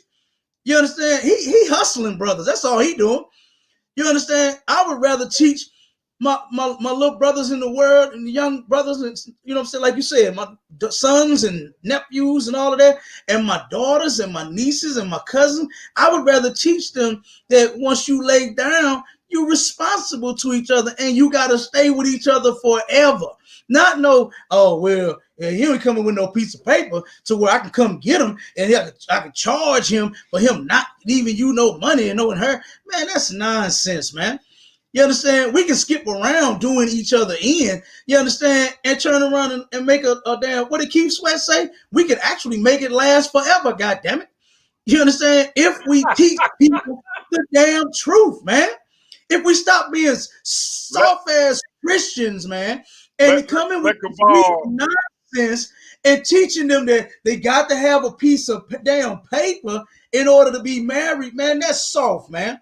You understand? Let Cabal go in, and then I got a question for y'all on y'all side of the argument. Let me respond. Can I at least get a response real quick to what he just said? Just at least give me a minute. Let Cabal go in, because you went, Cap went, but our brother haven't been able to respond much at all. So let Cabal go in, and then you can respond, G-Con. All right. Thanks. First, I want to start off with something that G-Con said, and that goes right into exactly what you're talking about, right? You said G-Con said, I quote, that our people have been miseducated on biblical things. Now, you ask us why we attack the Christian church, because the Christian church is who's been educating us on biblical things. So that's why we go after them, because in your statement, you're miseducated. Now, this whole thing about sex being marriage, you don't want your daughter to have sex before whatever you consider marriage is anyway. So that's moot. That's irrelevant, because she could get pregnant from a dude she just dating anyway. He ain't come with no paperwork, so that ain't her husband, so you ain't got nothing to go after because that was some dude she was dating. No, you want her to wait till she's married. We're just changing the definition of marriage from, and I have signed this because I've legally gotten a marriage certificate in the state of Missouri, the same place you got yours. I've legally conducted multiple marriages in the state of Missouri. I am licensed to do so. And yes, you are required to answer a questionnaire on the marriage license and get it, and it has to be approved by an agent of the state. You do need the white man's permission to get that certificate. I know that for a fact. I've done it. And then the organization they were talking about with Crowdy and all that stuff, guess what? I happened to grow up with the international bishop of that organization and his son, Robert Grant Jr., who was in my class in middle school, high school, and college. And they run that organization that was founded by Crowdy. It's a Christian organization. It is a Christian church. They have an Israelite spin on things, but they are not Israelites. They do not teach the same thing we teach. You have to bring up other organizations and other beliefs to try to tear us down. These are all straw men you've built. Again, you still don't want your daughter to have sex without being married. We're simply saying that one equates to the other biblically. And then you keep bringing up the paperwork for divorce. No one said anything about a certificate of divorce. The Bible never makes a statement saying you need a certificate to be married. Yes, you need to pay money to the father, but then there's still no certification drawn up. And again, like I was saying, first off, this whole thing with marriage, right? It's when you sign that contract legally, you're signing a contract between you, your spouse, and that state. They are a part of your marriage. Legally, they are a part. That is why they officiate over everything dealing with your marriage, because it's their contract. We're talking about what biblically is marriage and what the Most High sees as marriage. Yes, we can have more than one wife and still not violate the laws of this land, because the Bible defines marriage differently than the United States government. The United States government has laws against how many people you can be in what they consider a marriage contract. Right. But the way we define marriage, as the Bible shows how marriage is defined, the U.S. government has no laws that state that you cannot be with more than one woman at a time. And as my captain was saying earlier and brought up very fluently, you can have a living will, you can have a will, you can have someone with power of attorney. There's multiple different ways you can set up a trust for different people. You can protect any person that you decide to protect, whether it be your wife, your child, or whoever it may be. All of your arguments are irrelevant on their face simply because they don't line up with fact, right? When you start defining things and constricting yourself to the thought process of our oppressor, then of course you start to agree with everything they say. And that is why we attack Christianity, because as I've said multiple times, Christianity is the spiritual arm of white supremacy. It teaches us to trust in them and trust in their system. We see multiple times in the Bible where the prophets refused to follow the laws that were set before them. You must bow to this statue. Why? Because that is against their custom and their culture. You must eat this pork. No, you're going to have to kill us in the book of Maccabees. So those were laws that you had, that the government that was put over you put in place. There's no law that states we have to follow their definition of marriage. In our community, that's what we're doing. We're rebuilding our community, not just what their image is of what we should be. We're redefining who we are and following the laws of the Most High God.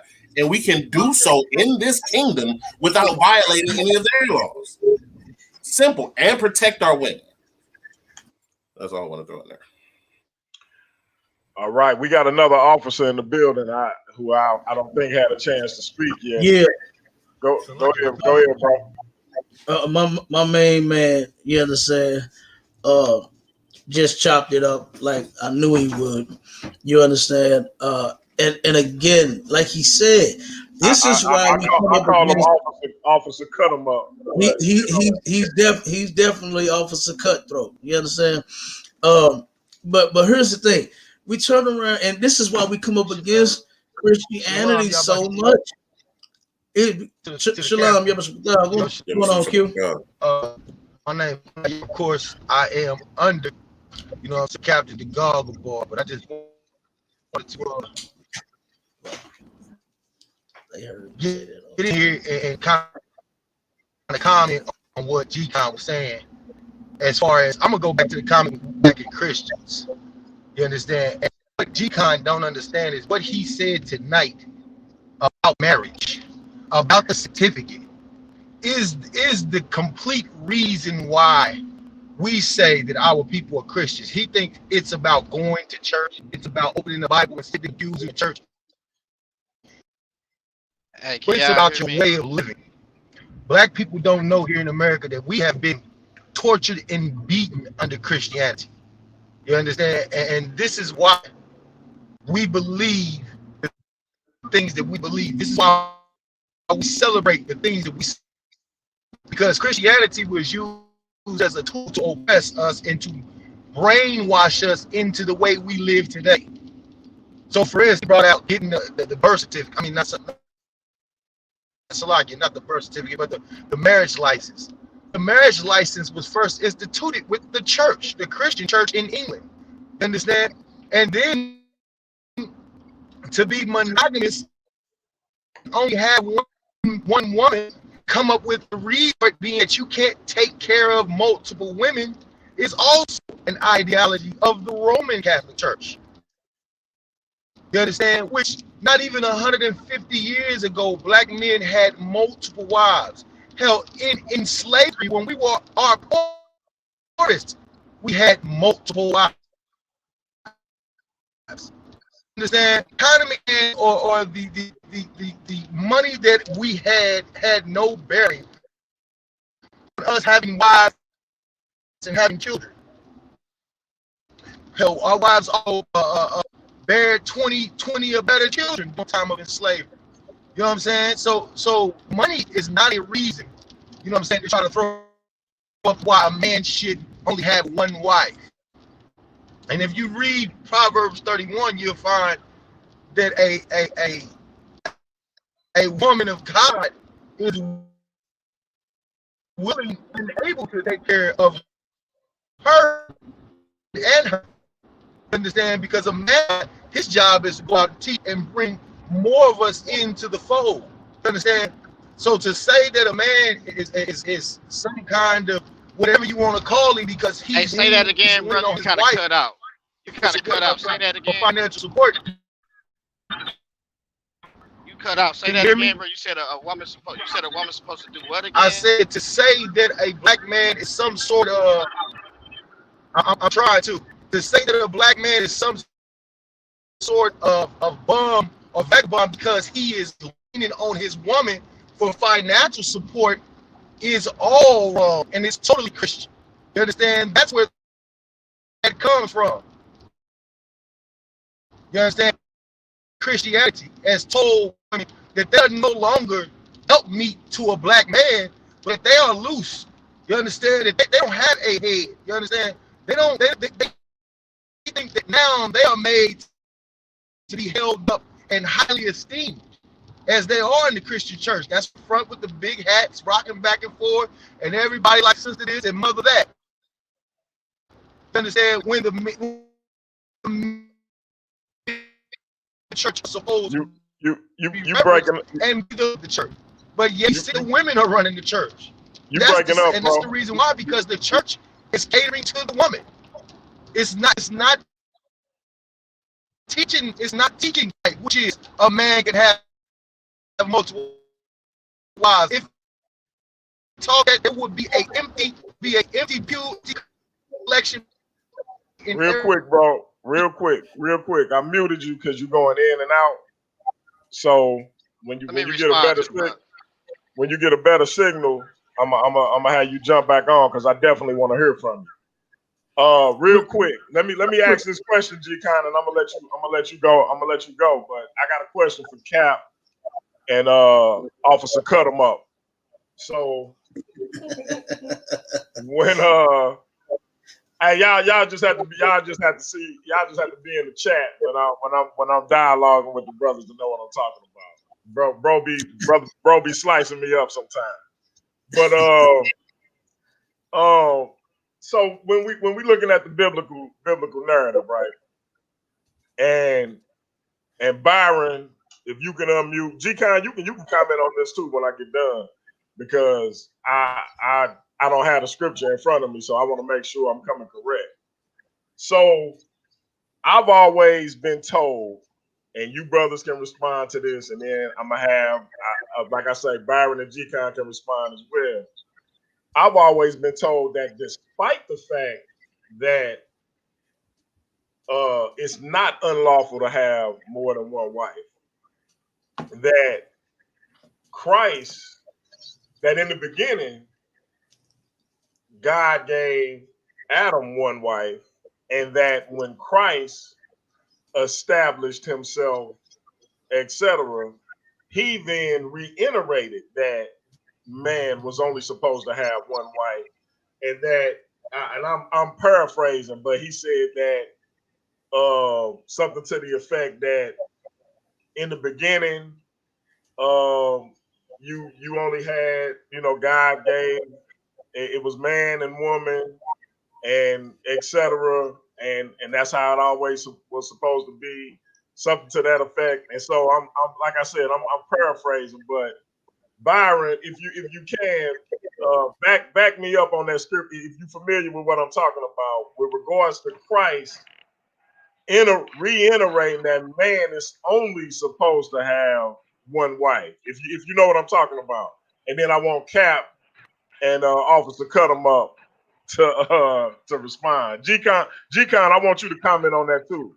But I definitely want Cap and Officer Cabal to respond. And I'm going off the top of my dome. I'm still putting this baby to sleep. But if you look at like in the original formation, it was one man, one woman instituted. But you got to understand when the text is being prescriptive and when the text is being descriptive. And when you see instances, God has allowed, especially throughout the Old Testament, instances where man had multiple wives or multiple women. But if you look at it throughout the text, it's nothing that God actually states that this is what he wants to happen.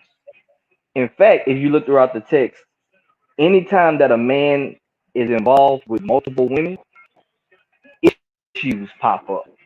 Every single instance that you read, there's some type of instance where issues happen one way or another. When we get to Christ, Christ is reestablishing the original formation of what God has established: one man, one woman. And in fact, we see this again when Paul's teaching in the New Testament, when he's giving you the qualifications of even clergymen, husband of one woman, one wife, multiple times. And so, though the culture in that time was allowed to happen, it is not in the mandate and design of God and reiterated back where Christ to have multiple women. We can see how in the biblical text how many times this caused issues. And so and again, a lot of all these things are cultural. The fact is, you live in the United States of America in the Western culture. You are not only removed geography from that land, you are removed thousands of years from that time period. So there's a whole different cultural context and time period context going on. So to go and juxtapose something that's going on with the Old Testament into what's going on in 2021 in the Americas, you're doing a lot of jump skips and leaps. But and I think, like I'm just going off. I'm just going again. I'm going off my dump. I got my baby in my hand right now, trying to put it to sleep. But let me answer that I real think quick. that's what you were talking about. Yeah, PIC. yeah. Yep. Let me Do your answer it. thing, bro. Go ahead, G-Con. Yeah, because I only got 1%. But yeah, the reason why that I agree with that is because I think that in this time in this culture we have been removed from that and a whole and it's for reasons like this. Like this brother, he just said that he basically just said that the man's supposed to teach. You know what I'm saying? The woman's supposed to be out there working. You know what I'm saying?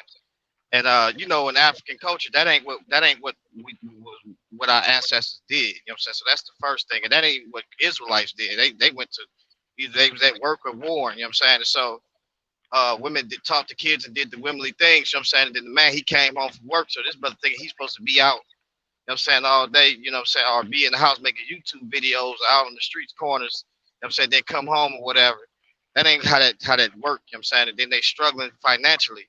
Then the second thing is this is technically, if any one of us in here has married a woman, if sex is marriage, that wasn't a virgin, that we all and she had sex prior to that, then we all are adulterous. And so even his logic, even biblically, that's not sound because if he said that sex is marriage, then he married a woman, right? Or he basically had sex with that woman. That woman had sex with a person prior to that. He's an adulterer. And so then he'll say, well, a bill of divorcement. And he'll try to make that up. But I'm gonna tell y'all something. This is why I believe that these brothers, like he'll say, well, they'll do the 501c thing, legally do everything else, right?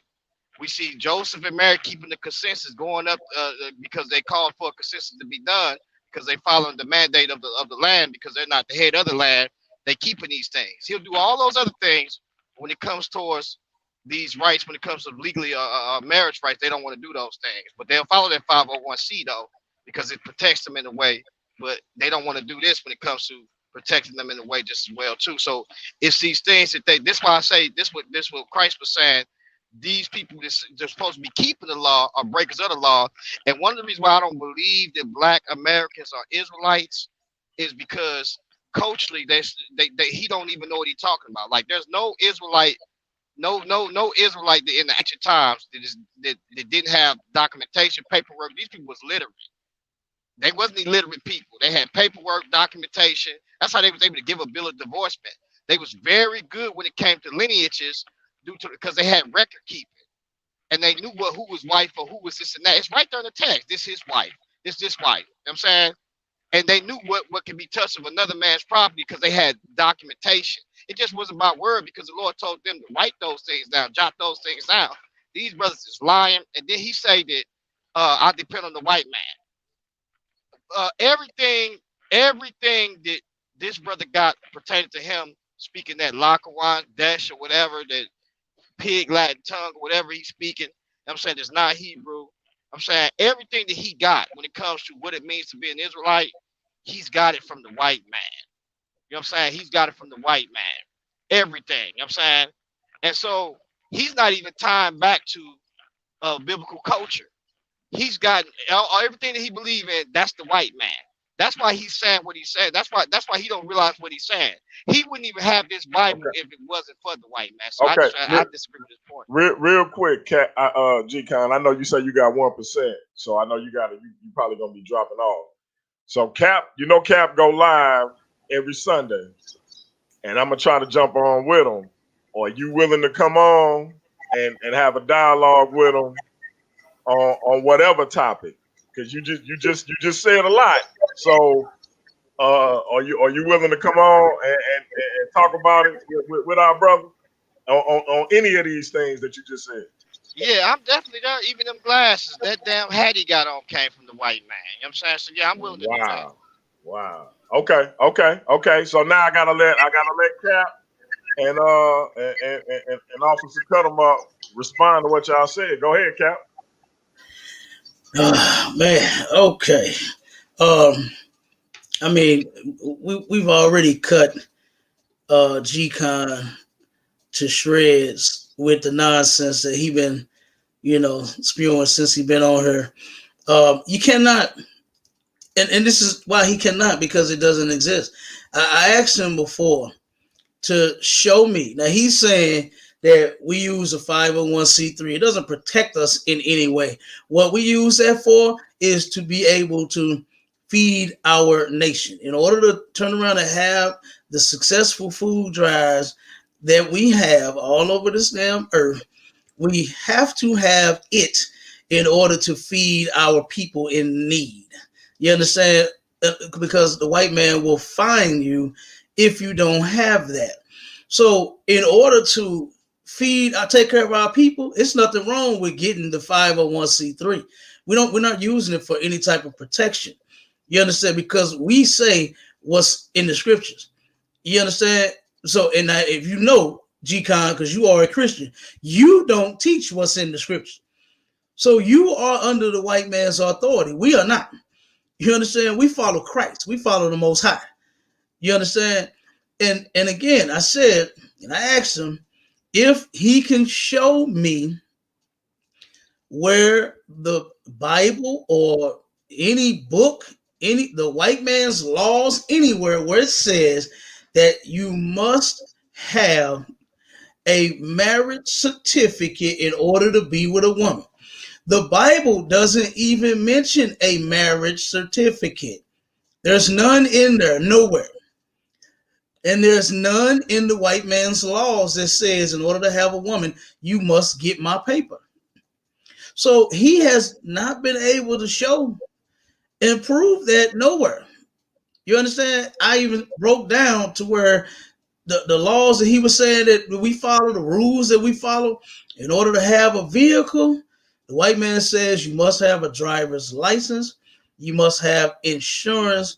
You can go look this up and you can find it. You understand? But the Christians cannot prove to where you must have a marriage certificate in order to have a woman. If they can show me that, guess what? I'll go get one.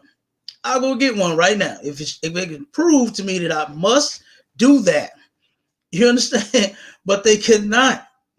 They cannot prove anything. And the other brother, I don't know what he was talking about. What was your question to him, DMG? Your question to the first brother, what you call him, B-Wash? Right. What I was saying was I've heard from several Christians, and I've been taught this in the church when I was a Christian, that even though multiple kings and possibly other individuals that were not royalty had multiple wives, it was never something that was said, even though it wasn't unlawful. It was never something that the Most High said you should go do. And so Right. the notion was that in the beginning it was Adam and Eve, a man and a woman, one man, one woman, and that Christ reiterated this later on in the scriptures, saying that it was always supposed to be that way. And I forget what scripture it was, but and I try to find it because I think I know where it is, but that's what I was asking him about. I got you. And here's the thing, man. The Bible, it does not say that. You understand? There is Christ, what he was talking about, when he said from the beginning it was not so, that was not talking about a man having more than one woman. That was simply talking about divorce. You understand? To where from the beginning it was not so, meaning that the Most High did not intend on our people breaking up. You understand? We were supposed to be staying together since the beginning of the damn time. But when you go into scripture, Moses, when he said that Moses, from the hardness of your hearts, you understand, suffered, meaning allowed you to put away your wife, that was back then. You understand? But Christ, he raised the bar on that, and he said, you can't just put your woman away just for no any reason. You understand? You can only put her away once she cheats, right? So now what you got to do, you got to learn how to stay together. You understand? And that's what you learning in here versus in the church. right? In the ISUPK, you learn how to deal with your damn woman, man. You learn how to deal with your husband. We teaching our sisters how to serve and obey they man. We teaching them their role, their God-given role. You understand? God created them and he gave them a role to play, right? And that's what we're teaching them in the UPK. He created a man and gave him a role to play. Now the roles have been reversed, where the woman is the goddamn head of the house and the man. And the man is you know what I'm saying, the goddamn woman. You understand? A stay-at-home goddamn dad doing nothing all day, while the woman is out working 2 and 3 jobs. And again, like I said, this was designed by the government that G-Con loves so well. He loves the government. You understand? They are ruling over his. He even said it. You understand? But then he tried to weasel out of it. You know what I mean? And say that's not what he said.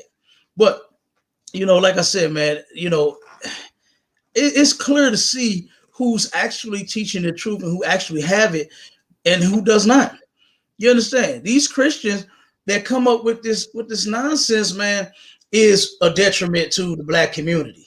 Teaching black men and black women to be responsible and to once you lay with that woman, you stay with her forever, regardless of that big dragon mouth that she got, regardless of her bad shopping habit and all the shoes and purses that she like to buy, regardless of her spending too much time with her friends and with the kids, and you can't get none because she with the kid. Boy, you better put them kids to bed, and then you and your woman go get in the bed.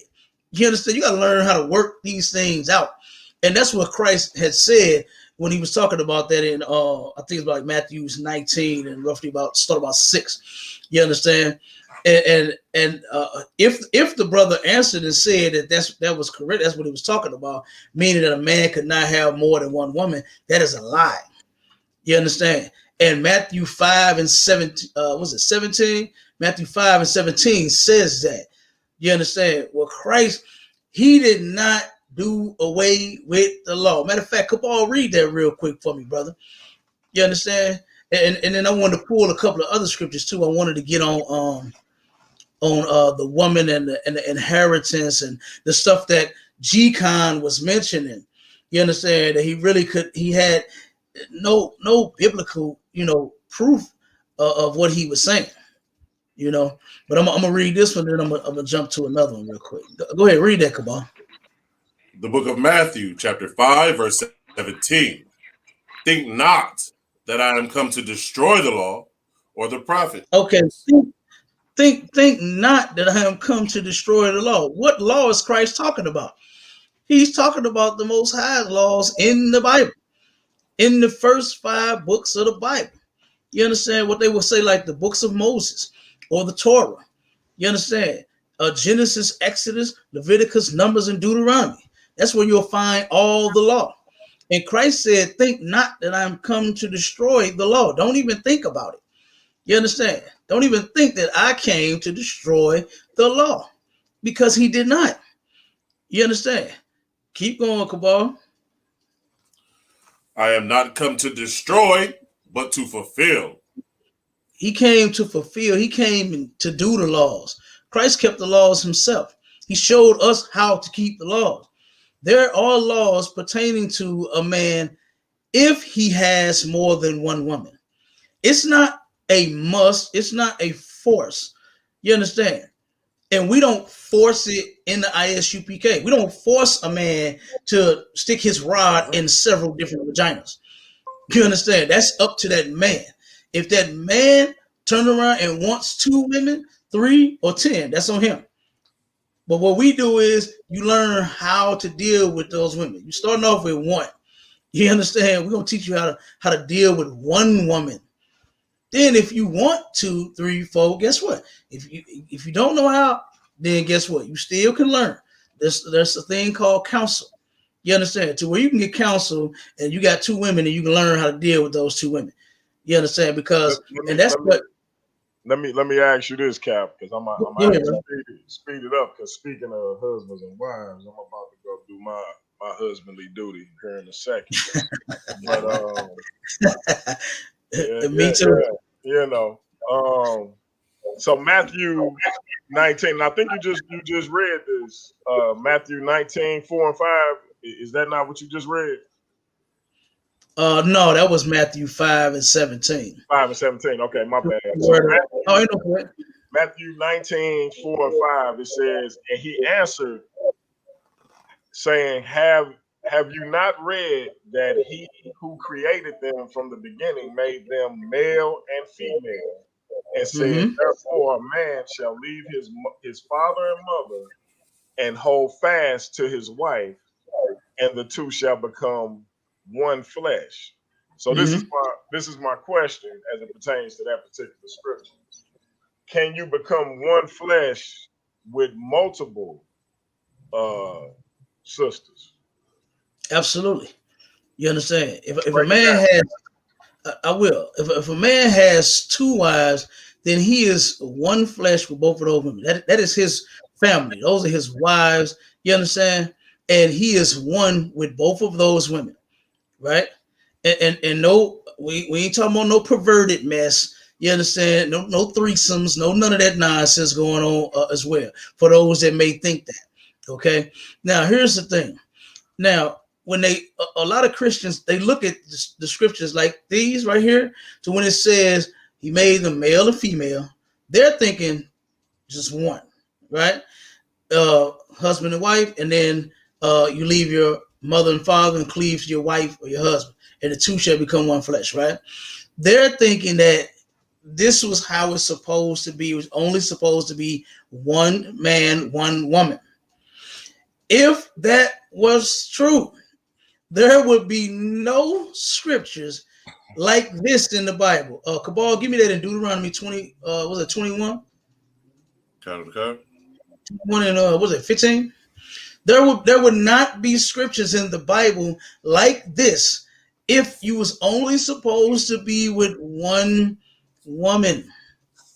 Go ahead, Cabal, read that for me, brother. The book of Deuteronomy, chapter 21, verse 15. If a man have two wives, stop right there. Beloved, if a man have stop right there. Two wives. Stop right there. If a man have two wives, if it would now, first off, no one can check the Most High, right? You understand? The Most High didn't get it wrong, right? Now we do know that Moses went up on the mount and received the law from the Most High, right? And this is what Moses is. Moses is just simply giving us what the Most High gave to him, right? And it says, if a man have more than one woman, if he has two wives, and see, this is why the Christian church don't want to deal with the Old Testament. They don't want to deal with the Bible, period. They don't even follow the New Testament. I'm here, and I can prove it that they don't follow the New Testament. You understand? The scripture that we read, this is one of the laws that Christ said he's not doing away with. If a man have two wives, he's not doing away with this. So if a man got two wives way back then, and if he got two wives today and then tomorrow, that law is still in effect. You understand? A man can have more than one woman. That's just law. And that's how it's always been. I don't know no Negro that never had more than one woman. I just don't know none. You understand? I don't know any. So like I said, what the Christian church does is they like to pick and choose, what they, agree with and what they don't agree with. And they try to spin it, you know what I mean, and make it sound good. Like I asked G-Con to show me somewhere to where it's a must that you have that piece of paper. And he couldn't do it. But he's saying to me that, he wants to follow all these other legal ramifications, but he doesn't want to follow this when it comes to a woman. That's because having that certificate is not marriage. That's not marriage. The Most High said in the Bible that marriage is when the two people consent, not like what the other brother said, when a woman or a child get raped or molested. That's not sex. That's nothing that no woman is consenting to. You are forcing her to do something. That's not sex. You understand? That's not sex, and neither is that marriage. That is unlawful to take a woman's body. You understand? And that is punishable by death in the Bible. And I can't wait till they come back. Because guess what all the rapists and the child molesters is going to be? They'll be gone. You understand? And our women will be a lot safer. They'll be able to walk the streets. You understand? They got to worry about, being on a bus or something like that and get snatched off of by somebody. Because the rapists and the child molesters going to know, if I do that, I'm going to get put to death. You understand? And they're going to think twice about their actions. You understand? And that's the whole thing. That's why we follow the laws now. We think twice about our actions before we do them. Before we turn around and lay with that woman, we already know that when you have sex with her, that's forever. G-Con and other Christians alike know that once I get that piece of paper, then I'm obligated. But you know what Christians do? Even after they get the piece of paper out, they so-called cheat. You understand? They so-called cheat. So what is the point? What is the point of you going to get the paper? What is the point of you teaching people that they must have the piece of paper in order to be married? If you're going to turn around and so-called cheat and go outside of the marriage, and then they get all of the members to go along with the preacher and his cheating. And they say, well, he is a man, but damn, your husband ain't a man when he got another woman. You understand? You mad at your husband, but you understand that preacher. And that's what Christianity does to our people, man. You understand? The laws of the Most High is for all of us. You understand? Great and small men. You understand? The ones that's rich, the ones that's poor. If you want to have more than one woman, there's laws pertaining to it. If you rich or not. If you employed or not. If you broke or not. You understand? If you Israel, these laws are for you. And Christians, they don't want to keep no laws. That's why they're not in the truth. That's why they say the different things that they were saying. You understand? That's not true. Everything that these brothers have been saying, G-Con and what's his name, B-Wash, whatever you call him, B-Wash, they have been saying things that are not true. You understand? None of the stuff that they are saying are biblically correct. Like Cabal checked the brother on that, checked G-Con on that. And he said that we have been taught the Bible wrong for a long time. And guess what? He's still teaching it wrong. He's still teaching it to our people wrong. Because sex is marriage. We're not using sex as marriage for, guess what? If a sister don't want to give me none, man, guess what? I'm not tripping off that. I'm not feeling, now sex is marriage now. You know what I'm saying? I ain't coming with that to try to make her have sex with me. You understand? That's not how we do that. We teaching them how to be responsible, and they don't even know it. And most of them don't accept it because guess what? They've never had to be responsible for anything in their goddamn life. They never had to be responsible for anything. How many brothers in the world do you know is responsible for the women that they lay with? Soon as they get tired of them, what do with them? They leave them alone. The women in the world, soon as they baby daddy they make them mad or they man make them mad, they done, they gone on to somebody else. They don't have to be responsible. They gonna do what? I'm gonna find me somebody that's gonna make me happy. That's what they do. They don't know responsibility. We're trying to teach, make them grow up, and they don't want to do it. They want to remain a Toys R Us kid. You understand? When we trying to turn around and raise you up into grown men, responsible men and damn women. And guess what? Us teaching them sex is marriage. Unlike what G-Con said, he said that destroys the black community. No, it does not. That will help repair it, man. That will help stop the AIDS and the STDs. Because guess what? Our women ain't getting passed the hell around. And everybody's gonna say, what's that old song? Good loving. The girl got plenty good loving. Ask me how I know, and I'll tell you so. She used to be my girl. I done fucked her too. So you understand? But guess what? We put an end to that. To where brothers ain't sleeping with every goddamn woman. She belongs to somebody else, man. You know what else will happen? A lot of brothers would not be dead, right? I know a lot of brothers in my time that ended up dead sleeping with somebody else's woman. And that's real talk. You understand? You look at mine a particular way, you might catch a problem, and that's I'm telling you. So let Right. me say this though, Cap. I don't mean to cut your wisdom, but like I No, said, go ahead, bro. I gotta go tend to my husband's duties. Ain't no So sweat. real quick, I want to say this about the brother B. Watch though, because I know for a fact this brother, he a Christian, and he is in his community making a difference, doing things. He active. I mean, on a weekly, daily basis. I'm surprised the brother was at home putting his kids to sleep because he is that active in his community. So when you talk about Christians and where they lacking with regards to being a light for our people, when you see a brother like him who is out there doing the things he doing, how do you reconcile that with the narrative about the Christian church? That's my first question. And then my second thing is with him, with G-Con. I know I talked to G-Con about going on. Would you be open to having a dialogue with him in the future as well? And I know I already know the answer, but I just want it on the record. You already know. You already know.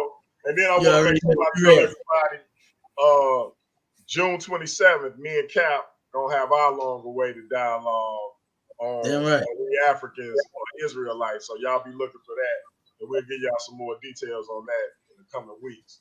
But that's June 27th. It'll be me and Cap. It'll be moderated by our brother, Nobody from Trust and Believe the Gospel. So, and then y'all that met and been introduced to the brother Officer Cabal. I call him Officer Cut 'em Up.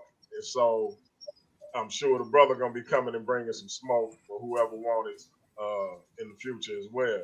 But yeah, speak to that with regards to brothers like Byron and other brothers who are doing things in the community, and how that, in my opinion, contradicts what brothers like yourself say about the Christian church. And try to wrap it up quick, because again, I got you. I got you, DMG. Just to sum it up for you, you know what I'm saying? You remember the movie like Rosewood, Tulsa, Oklahoma, the bombings, right? Yeah. All of that stuff. And any time throughout history when our people were thriving, right, and making a difference in our community, and we were attacked, right, by our oppressor. The reason that, number one, okay, him,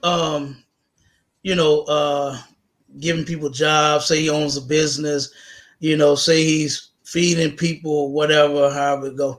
You understand? That's a good thing. Nothing wrong with that, right? But here's the thing: you're teaching them how to disobey God, right? And the same way with Rosewood, Tulsa, Oklahoma, Black Wall Street, how it was attacked and destroyed is because we do not serve our God. So all of your efforts are going to be for nothing. Eventually, it's going to be just like every other preacher. It's going to be garbage. They lasted for a little while, but then you'll be like Eddie Long. You'll be dead in the box. You understand? He was molesting children, getting big money. Oh my God, for a long time until it was finally over, right? But now, just like real quick, Cap, I can't let you conflate that brother with a brother like Eddie Long. That's I mean, I wasn't necessarily just comparing him to him and saying that he's molesting. I wasn't saying that. I'm just saying all good things is gonna come to an end, right? Just because you own a business and you're doing for the people in the community, but you teaching them how to disobey God, it's going to get smashed. And that's the point that I was making. You understand? That's why the preachers right now is begging for money. You understand? From their members saying, hey, if you unemployed, if you get unemployment, if you ain't got no money, got no job, pay your tithes still. That's why they're saying that, because that's all their biggest concern is the money in your purse and in your pocket. You understand? It's not them actually doing for the people. They can give a damn about the people. You understand? That's why they teach them lies. They don't care about the people. That same brother, I believe, B. Wash, believes that sex is not marriage also. And that is a lie. He's teaching them lies. So just because you give a person a job, but then you turn around and teach them how to disobey the Lord, man, that means absolutely nothing. Like I said, it's a good thing that you own a business and you give people jobs. It's a good thing that Dwayne Wade gives backpacks and things to kids at school. But look at what he did to his son, though. You understand? Like all that's Christianity. All of that is Christianity, man. And it means absolutely nothing to turn around and give a person a job and you won't give them the truth. You understand? And no Christian preacher is going to give our people what they actually need. And that is the truth. They have pantries. I went past one today. A little small little church had a pantry, got food set up outside, but they are lying to the people that come to get the food. You understand? They're steering them in the wrong direction. They're leading them astray. So what good is it that you give them the food? We had somebody saying don't believe in the Bible, but on the chat saying to believe in economics or stock markets or whatever he said.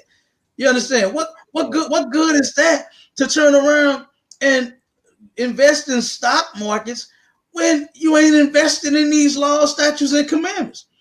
That's what we need to be investing our every damn dollar and dime on, because that's what's going to see blacks, Hispanics, and Native Indians through, us serving our God, man. Not no stock and no bonds. You understand? Not no stocks and no bonds, brother. That's not going to see us through. Now, we need money, right? The Bible says that money is a defense, right? And we need cash. But the Christian church teaches our people to do what with they be selfish with their money, to only help the people in their house. You understand? When I came into the truth, I took after Commander General Yahanna. I ain't gonna lie. I saw all of the things that he was doing for everybody else, paying bills, putting barracks in. Brothers and sisters did not have a place to stay, but they served God. Commander General Yahanna gave them one. You understand?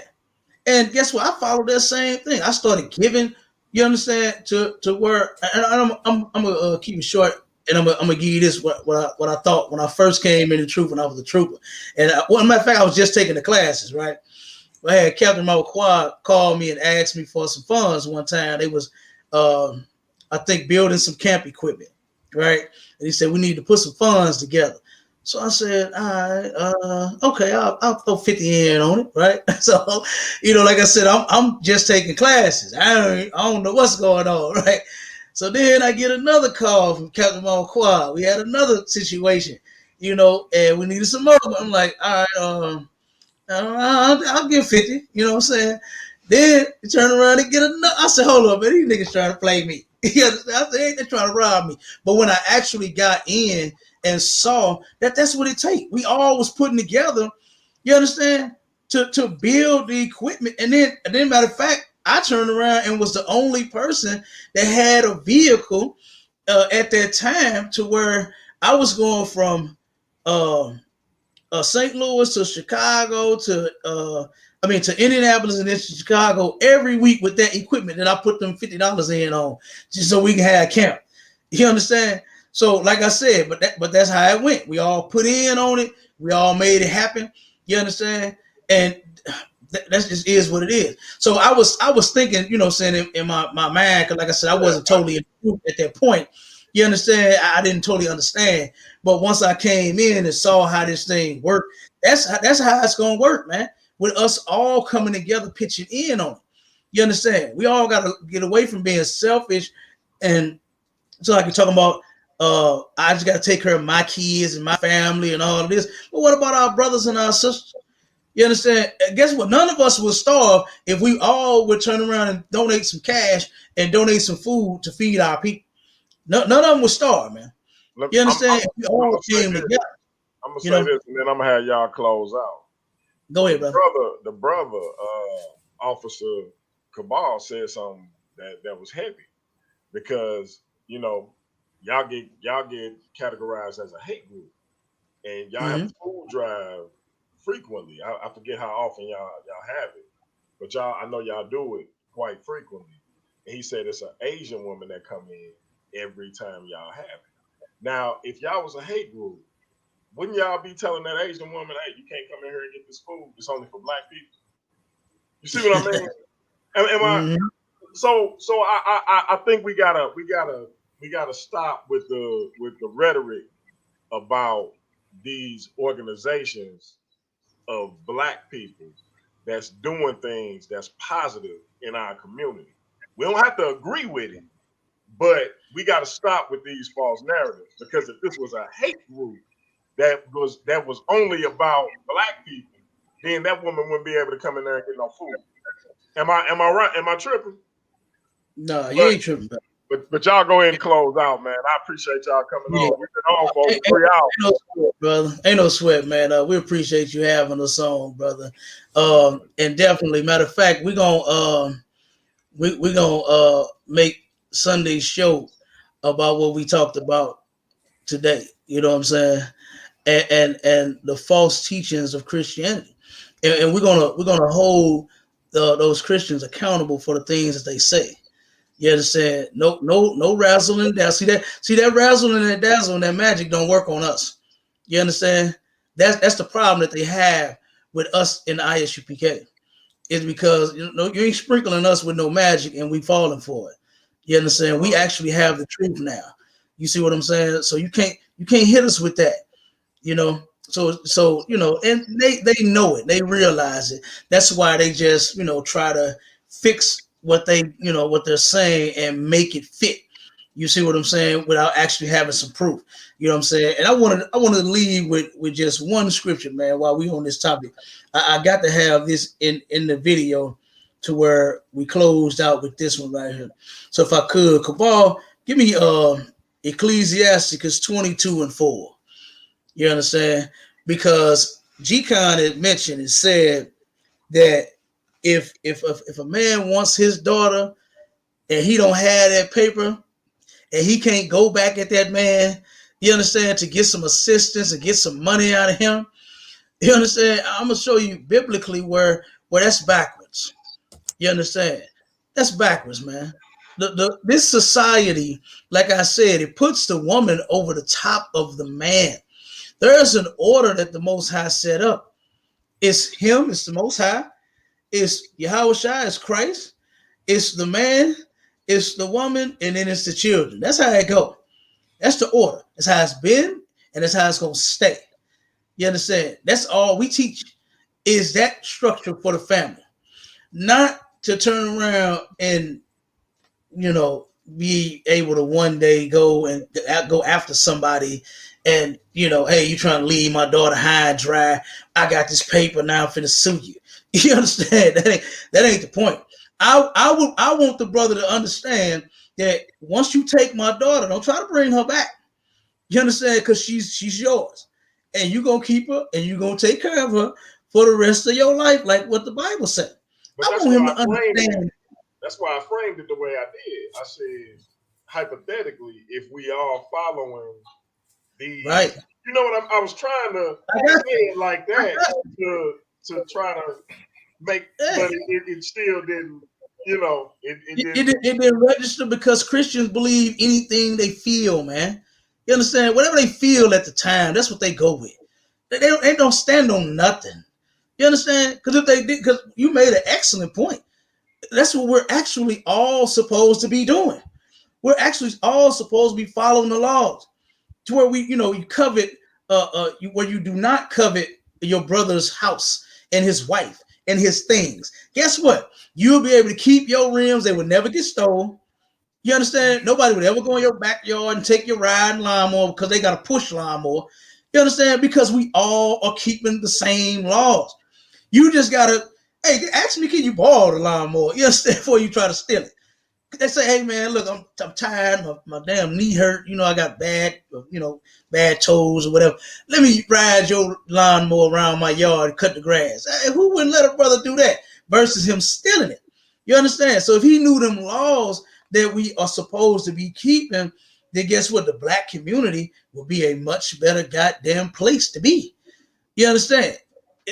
Our sisters, our daughters, black women got more AIDS than anybody. That's because they keep getting passed around from nigga to nigga to nigga to nigga to nigga. They wouldn't have so many AIDS and STDs. And you got these brothers who like brothers, but if they had real men raising them, yeah, and they sleeping with the women, yeah. And then they instead of being a man and going to get a woman and being with a woman like you're supposed to, you want to be with a man and you ain't got the balls to tell that woman that you like her, so you want to sleep with her too, and now you done corrupted her. So you know, we got so many problems that will be alleviated if we just focused on ourselves and got a code of conduct. That's why I wanted to put that out there. Like, if we actually told our kids this, like I did with my son, like, and if you could have saw his face, and because he really thought about that thing, and if we bring it to him like that and let them think about it, it hit me like, if we really illustrate that to them, I think it's heavy enough for them to understand this ain't something I want to get into right now. Or if I do, and I'm a particular age and I got a particular standard of living, okay, I know what I'm getting myself into, and I know what is, if I just can't what was it Paul said, and I keep bringing out these, but you know what, if I would, I would have every man be like me. But since I know that's not the case, and I'm paraphrasing, let every man have his own way. And so, and so with that being said, since I think that our kids would have the wherewithal to say, well, I know I might not be able to do what Daddy said, but let me get myself together as a man before I take on this task of entering this. You see what I'm saying? Like that's why when I said it to my son, it kind of hit me to where I feel like it shouldn't necessarily be viewed as something negative, and that's why I wanted to talk about it. But it just seemed it still seemed like it's so polarizing for people for some reason. Right. It's just a thing about responsibility, man. Christians are not responsible for none of their actions. Christians are not responsible for nothing they do. What do? As soon as they do something, they blame it on the devil. You understand? The devil made me do it. You know what I mean? And that's the whole thing. They're weasels and worms, man. You understand? When Christ has said for us to keep the laws, you understand? And that right there make you strong, man. Sin make you weak. That's why they were saying the things that they were saying on the show tonight. You understand? Those men are weak. You understand? And we are not. That's because they don't stand on the laws. Officer, cut them up. Let me close out for me, man. Let me get out of here so I can go do what I do. After the brother speak, and we get that one scripture, and then we roll. Oh yeah. My bad. I got you. Go ahead, bro. Go ahead. You got it. Go ahead, come on. I just want to basically say this whole situation. The two Christians that were on here summed it up perfectly, right? They both said in this Western culture, that's where the problem is. Their Christianity fights for us to follow Western culture. We are fighting to restore our culture to us. That's the problem with Christianity. Not because he gives jobs, not because he feeds people. He is still enforcing a culture that does not belong to us on us, which keeps us in this situation. We're not fighting him. We're fighting the institution that upholds this culture in our community. That is the basis of this entire argument. Everything they're fighting us with is Western culture. And we're saying we're rejecting Western culture and we're going to ours. and we're going to follow our culture and not violate the laws of this land. That's what we're doing, and that's what we're saying. This is our biggest dispute with Christianity.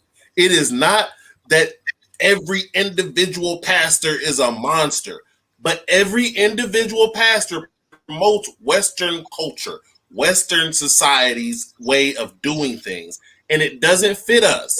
It always leads to our detriment. Every single time we try to join them, we end up worse. Why? Because that's not for us, right? So, yeah, he can do all the great things that you mentioned, and I don't doubt that he does. But this is why the Bible says that they're a law unto themselves. They're not all the way there. They don't all the way have the laws. They have a zeal for the Most High, but not according to knowledge, because they still are going off of the knowledge and the culture that is put on them by their oppressor. This is the culture of the devil, and Christianity reinforces it. That's all I really wanted to say to sum it up. And if he want to come back and have a conversation about the Lashwan Kadash, he got the right one. He can come on back. We can talk about that. So he's a slick comment.